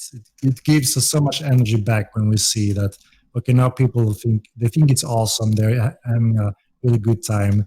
That gives so much more energy back to us and motivates us to do even better. I can't wait to see this coming out. I know you're not giving any dates out, and obviously the lessons that you've learned are just that manage people's expectations. Don't be forced to commit to deadlines and dates that you're not comfortable with yourself. So I'm not, going to ask when. I'm just going to be waiting patiently for when it comes out. And also, I would actually ask one question: how on earth are people standing up there? I can't even get on this box. If you put down your X, press X, you will have much better control now. Exactly. Oh, so okay, someone keeps poking me up the bum. Someone puts you. So there's quite a lot of sneaky areas where you can jump around and reach to different points. So that's been one of the play sessions we had where people try to reach impossible areas and using the environment as a battlefield as well. And it's been very effective in some situations. And we never planned, these specific jumps, but it happens by coincidence. And I think it's beautiful because it adds so much as well to the game when players find these new types of strategies to use. Now, there is one thing. Sorry, go on. No, I was just saying that there's one thing that we may gonna tweak a little bit is that it feels a little bit like you're on the moon when you jump. It's a little low gravitation, so it's not really exactly where we want it. So that will change it a little bit. I'm loving. There's one thing that I have a bit of a reputation for, Henrik, and that is I absolutely despise and I am non-forgiving of people who don't use colliders properly. So if I went up here to jump on this and there wasn't a collider, I would have, part of my soul would die. The fact that you've got colliders on these that allow people to be able to use them and jump on them, which is what I do. Like when I'm reviewing like an art asset, I'd even be climbing on it, going, "Have you got colliders on the roofs? Have you got colliders on your shingles?" The fact that you've got them, it makes me smile so much. Question: I don't like. Are these aren't going to be like mesh collider? I don't know how Unreal works in regards to its colliders, but in Unity you would have like load of primitive colliders rather than a complex mesh collider on here. How does it work in regards to Unreal and the performance of having colliders and all these things? Yeah, obviously if we use too complex collision data on all our assets, that will have some kind of hit in performance, and it also affects AI and creatures in the world. So we always have to be careful to have it as simple as possible, but still, like you can see here, if there's a big thing standing out and it should be logical to stand on it, then we need a collision there. So it's a balance, and it depends on what kind of meshes we have in the game. But yeah, so far we have quite a high detail on all the collision. So it's almost per poly, So if you see a little thing poking out, there's most likely some collision that you can actually walk on, and that gave this interesting gameplay scenario where players can climb things and reach roofs in locations where you need to figure out how to reach them at some time. And then when you reach one, you can reach another location and so on. So it's pretty cool to explore that field as well. That's awesome. Are you going to add some kind of like balance mechanic? So when I'm standing on this, it knows that the surface area of this collider is very small, and as such, I should be having like a balance modifier on my movement, and I could fall down or whatever. You mean like a bubble state or something like that? Yeah. There is one area that we'll look into. If it's all, again, how much resources we have in time. We have a pretty straight list on this is the core. We need to figure this out first of all and get it in game. And then we have so many, features and things on the bonus list. For instance, we also wanted to allow climbing. If oh wow, if you I'm can going to ask you about that. Fantastic. Yeah. So that puts us in the situation where we have to decide: do we pinpoint all the specific? So kind of like repaint out here. You can grab this list or little wooden thing, and then you use your hands and feet on that, and then it's tied to skills, stamina, weight, and all that.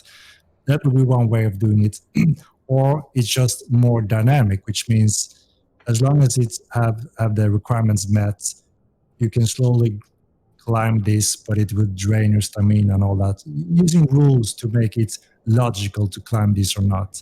So there's a few ways of doing it, and it is something we want to do, but at the same time we need to be super careful because it affects balance instantly. And when it comes to sieging, PvP, if you just can climb your enemy fortress or walls, then that wall will be useless if not proper balanced or proper mechanics. So we always need to be super careful when it comes to these, because players are masters at finding these different ways of climbing and reaching things. That they're really good at that. And especially when you build a huge world like this, so complex, we can't possibly test every area ourselves. It's the players that find all this. So we need to be careful how the mechanics work there. But we have nice plans for that in the future as well. I'm so excited. I can't wait.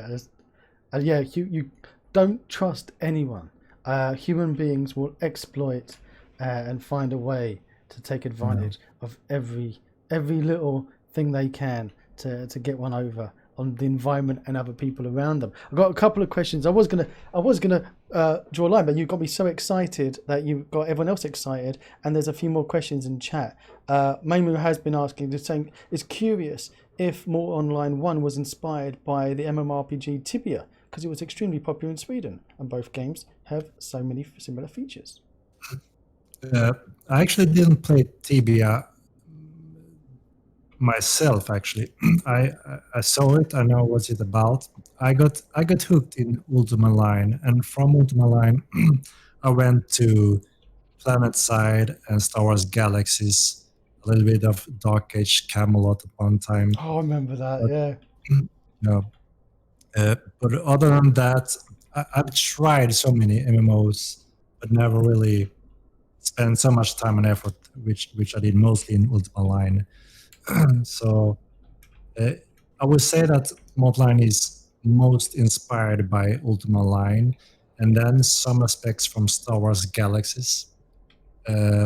Some of the real-time combat is inspired from PlanetSide, because they were the first MMO game that managed to do a real-time shooter experience with high accuracy. And that's led us to, okay, we want to achieve that level, but in a fantasy setting with swords and magic and bows. So that's how we got quite inspired by their game, and we actually discussed that with Epic Games, how they did it and how we could do it. So I think those are the games that stands out most when it comes to inspiration. And also, I was a big fan when I was younger to play Dungeons and Dragons, the old pen and paper with a group of friends. That gave me the um, inspiration when it comes to the world and fantasy and settings and how magic would work and all that. So it's a mix of all those things, I would say, that inspired what Mortal Lime is. We could have been on many of those servers at the same time together, mate. It does sound like it. You just read off the list of the games that I used to love playing. That's amazing. Couple more questions just dropping in there. What about a feature, the character creation, that disables PvP? So players who don't want to do any PvP at all.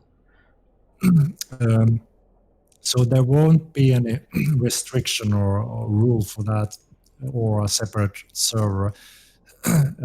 So what we're trying to do is offer a game world with logical consequences and rules and laws. So players and cities and nations can create some kind of safety for players, but it will never be an artificial or game rule safety function. It's a deeply part of our game and features. So our goal is here. Again, we noticed all the good and bad things when it comes to this PvP, griefing, and all that in the first game. So we fully understand where players that may not be as interested in PvPing and want to be able to enjoy the game world's function and beauty without being griefed or instantly killed by players. We fully understand that and see the value in that. But I think it's important to try to see the good part about this and why it is necessary and needed, because we can't have this magical limitation in this area. You can't hit someone anywhere else. And then if you go out of these boundaries, you can all of a sudden hit them, like in World of Warcraft, PvP zones and non-PvP zones. We don't like that fake artificial limitations.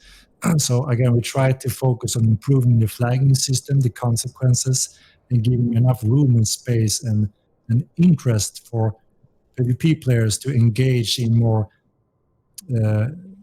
fulfilling PvP, where they can be occupied in a more challenging and interesting way, instead of being bored and just ganking new players or griefing players. So that's what we're trying to focus on to offer, so there'll be room for all players and they can focus on what they're more interested in instead. But there are, like, if you're in a larger town, one of the main towns, you're less likely to get stabbed in the face while going out shopping. So there would be safer areas to be. I mean, for sure, there will be a safety system which the guards is about. So there will be guards in all the major cities, and these guards are trained to protect their citizens. So obviously, if you're living in this city or in your starting city, there will most likely be guards that protect the citizens from murderers or thieves. But you always have to keep an eye out for thefts or people that want to try to get your items or steal from you or kill you. But guards will engage on site. If someone attacks you or do something hostile, the guards will instantly take action towards that player to prevent that crime from happening. And they can also ban you from the city if you have gone too far. So there is that kind of safety net for players to behave within the laws, or it will be more difficult for you or even impossible for you to live in that city. So that's something that comes with the new AI and the guards. And then when players build their cities, it's more in their hand. They decide the laws there. So if they have a zero tolerance for murdering or thieving, they can invest in guards and also, guard themselves and banning players by adding them on a blacklist or something Wow, amazing. similar. A lot player created cities and their own law that they Yeah. enforce. I can't wait. It reminds me of like talking about Roman Victory game. My wife was playing that with me many years ago, and we had a little farm that we were growing flax and other things on. And she went out for a walk, and our farm got raided by someone. She got killed, and that person stole my wife's axe that she spent about 6 months of real life trying to make. Because in them days, it was ridiculous grinding that game. And she basically rage quit the game. But the person who killed her was found by the in-game law and was crucified for her murder in game, which is a very effective way how to deal with murderers back in the old days. And they actually had it in the game, and it was bizarre. But like you say, it's a way you are gonna if you're out in the real world, somebody can kill you, which is unfortunate, but it can happen. But if somebody killed you, there would be consequences for those actions. So the best, like you say, you're doing is having a similar consequence system in the game. Yeah. And yeah, it's important for us to teach new players that it is a harsh world. If you venture out in the wilderness, a player could murder and steal your things. So it's important for that player to get used to that mindset that you have to be aware of your surroundings, be aware of your players around you, and learn how to use banks and housing and how to make it more secure for you. So obviously you would store your gold and money and valuables in a bank so you don't lose everything and run around with I keep everything. mine in a sock. Yeah, that's one way. Yeah, but I mean that's part of it. And also to get the basic gear shouldn't be a grind, just to get going. And obviously you can also push that very far and go for high-end materials that is super expensive and time consuming to produce, but and losing that would of course cost you. But then you have this choice you can go deep into that, and it will cost a lot, but it only gives you this little edge. The aim is here that player skills and knowledge is more valuable than your gear. But obviously, well-equipped gear with knowledge and skills is a very deadly combination. Like, I'm here on a hill. I wanted to get a view to look out. I saw a castle. I wanted to go to this castle. I can't get in, which has made me a bit sad. But the view, this is huge. I mean, the alpha currently is very, very large. So yeah, we're not joking when it comes to we're pushing the limits of having a huge world in Unreal Engine 4. So we're already doing quite a lot of hard work to make this possible. The game world is about 6 times larger than the old game world. It is the same continent, but it's highly recrafted, handcrafted. Everything's handcrafted, and we're optimizing pretty much in every patch and making sure it's as good as possible with the system we have currently. And yeah, it's still only a small fraction of the first continent that is called Milan, but when we're done, it's going to be about 6 times larger than the old continent, which is pretty big. Wow. And this tower you see here is called the Fabernum Tower, and that's the first small dungeon we're going to implement. So I think in the next patch or so, or the next again, we're going to have the inside of this, and there's a small dungeon beneath it which you can explore and get a taste of what to come next, because we need to test it. Oh, a criminal is going to be put in the dungeon if I get caught being naughty. Are you going to put me in the dungeon, Henrik? We'll see. Oh, I'm excited. I just want to be naughty a little bit to be put in your dungeon. Oh, mate. Oh, this is brilliant. Oh, one. Okay. I've been asking questions for everyone else all night long. I've got one question. Okay, Sengoku's got one question. Technically, in kilometers, how large is the map? So Milan was 64 square kilometers, I think it was. if I'm not mistaken. And so we're adding, it's 6 times larger than that, this first continent. Oh, I'm not going to do the maths. 6 times larger than 64 square. Yeah, I'm pretty sure it was 64 square. Or guys in the Twitch should confirm. I'm pretty sure someone remember it. But yeah, if I'm not mistaken, that's the number. So it's gonna take a while to travel from one side to the other. Not just the first continent. We have 5 continents planned, so 5 times larger than that. That's when we have the base in place again. So that leads nicely to my question of what tool are you using for your world creation? I'm going to throw out some names out there, like World Creator, which exports to Unreal, but also the old-fashioned way, it's like a world machine. Yeah, we have been using World Machine quite a lot to create the landscapes. So we first used another program called Chrome that we partnered with, but we lacked control and features and struggled with the size. So we went over to World Machine and created a base from there. So pretty much that, and then just using Unreal Engine after that. That's impressive, man. That is. I used World Machines for years, and I was saying to actually I was interviewing Quantum Theory, who sell things on the marketplace, but also used to be one of the lead art directors for Ubisoft. Worked on the Rainbow Six games, and many other games, and also worked on the Mandalorian TV show as one of the artists. And basically, I used to turn on World Machine, start it working, go downstairs, watch a movie, eat dinner, raise my children, get my pension, come back upstairs, and it's still just about finished rendering. So the fact that you've done this on 6 times larger than 64 squared, I'm more than suitably impressed.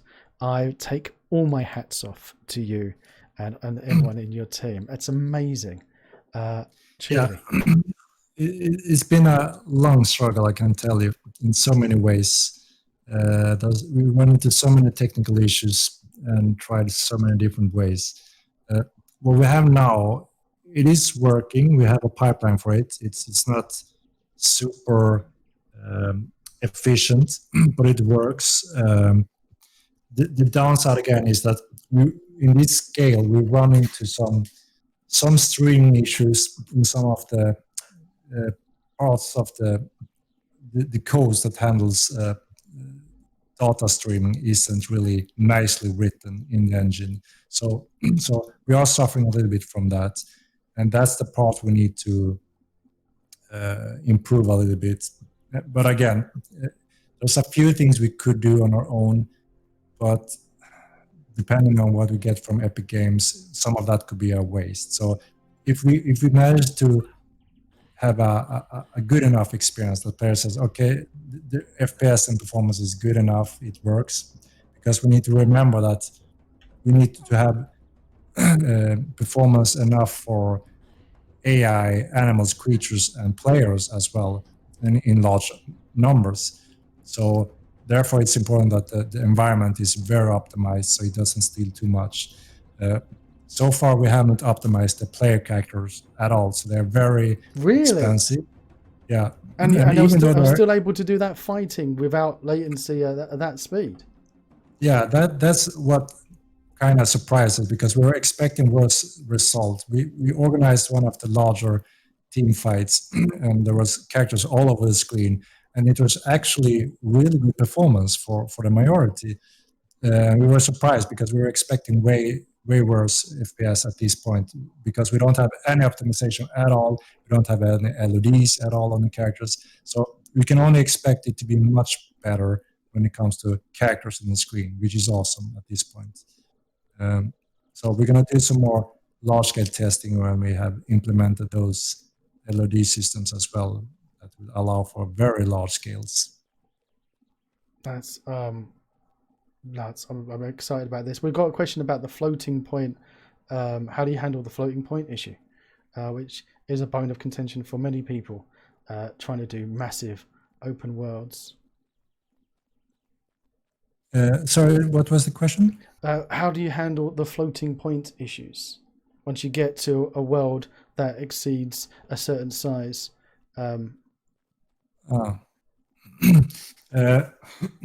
So we have a cluster system that is similar to EVE Online. So we don't have a hard cap when it comes to player population. I would say that the first cap we have or would be the client performance going down. So if there's too many players in one area, the first thing to start affect the gaming experience in a better way would be the frames per seconds, because of client data is too much for the computer to handle. So since we launched the game on Steam, we have worked incredible much on improving the server data, and now we have optimized it like 100 times since then. So it's a huge difference. So right now, when we we have a node for every area to distribute player data and some of the AI data, and that number is going crazy. I mean, we can't really kill it with just player data. What will die much further sooner than that would be client calculations. So we are very confident that we have a really high roof when it comes to just supporting players in the game world. So the next natural cap will be physical space. I mean, if you throw in a few thousand players here, eventually everyone is gonna run around and don't have space. I mean, the wilderness will feel more like a park with a lot of players. So obviously we would need more land space the more players we get as well, and that's also part of the plan. As long as we have a growing player base, we will need the second continent as soon as possible on top of this first continent. I'm not sure how many players we would be able to have on one continent. I would say that the limit is approximation when it comes to player density. I mean, experience-wise, a player wouldn't have a wall of players everywhere running around, both because of FPS going down, and it wouldn't feel like exploration or adventure or a wilderness if there's players everywhere. So we need to find a balance when it comes to that. And as long as the player population grows, we have more land space to be adding to the game. That's crazy. You're hearing your limitations and what you're able to solve. Although before I go on, people in chat need to start behaving themselves, or they get their bum smacked and get put on a timeout. So that's a warning out for people being naughty in the chat. But I think Unreal is a 64-bit engine, which doesn't have the limitations. I think for the Unity does, where if your world goes beyond a certain size in kilometers, then you have actual issues of the board being basically too big to calculate exactly the accurate position of items and objects. So I think that's one of the factors of moving over to Unreal versus Unity, is that actually you don't really have that as a problem, Sengoku. So one advice, if you want to have a massive world, move over to Lumberyard, CryEngine or Unreal, and you don't have to worry about floating point issues at the end of the day. I think the moral of that story is, I'm sitting here looking at your beautiful water, Henrik, in your amazing world, and I just had a look at the time, and you and I had a brief chat beforehand about how long does the stream last, and I said depends on how much fun we're having in chat, and you've had a ridiculous amount of fun with you today. I absolutely love your company. I love your game. I love your vision. I could sit and talk to you for another 10 hours easily without even taking a breath. Yeah. Thank you. I mean, it's always a joy to discuss this. This is my dream as well, to create this game, and someone that shared a vision and come from a similar background and know what we're doing is always a joy to have a chat with. Mate, I will let you go to bed, and because I know it's very late for you. It's about 1 o'clock in the morning. No, it's wasn't. It's nearly 2 o'clock in the morning, isn't it? Yeah, almost 2. Oh my word, almost 2 o'clock. And my wife told me, don't stay up too late because you need to paint the new house tomorrow. I need to paint the kids' room and clean the floors and mop the walls and clean out the fridge and do all the other things. One last question. They're asking, when is the next patch out? I'm not sure exactly when it is. It's going to be a few more days before we're ready for that, I think. Chat, wait until pop into the Discord and wait for the announcements and be excited. Yeah, I think that's that one. Mate, thank you so much. Thanks again. Thank you everyone in chat, and thank you to the people who are behaving in chat, and sorry for all the people being naughty in chat and forcing the mods to give you timeouts. Naughty people, but everyone's getting very excited because they want to jump in and play this amazing game. Anyway, thank you all. Catch you later, buddy. Yep, thank you. Bye, mate. What a lovely, lovely, lovely, lovely man. If you want to see more of my crazy videos, click on the left side of your screen now. And down below, there's that big juicy subscribe button. And right next to it is the magic bell that if you click it, it will tell you if I've got a new video coming out. Till next time.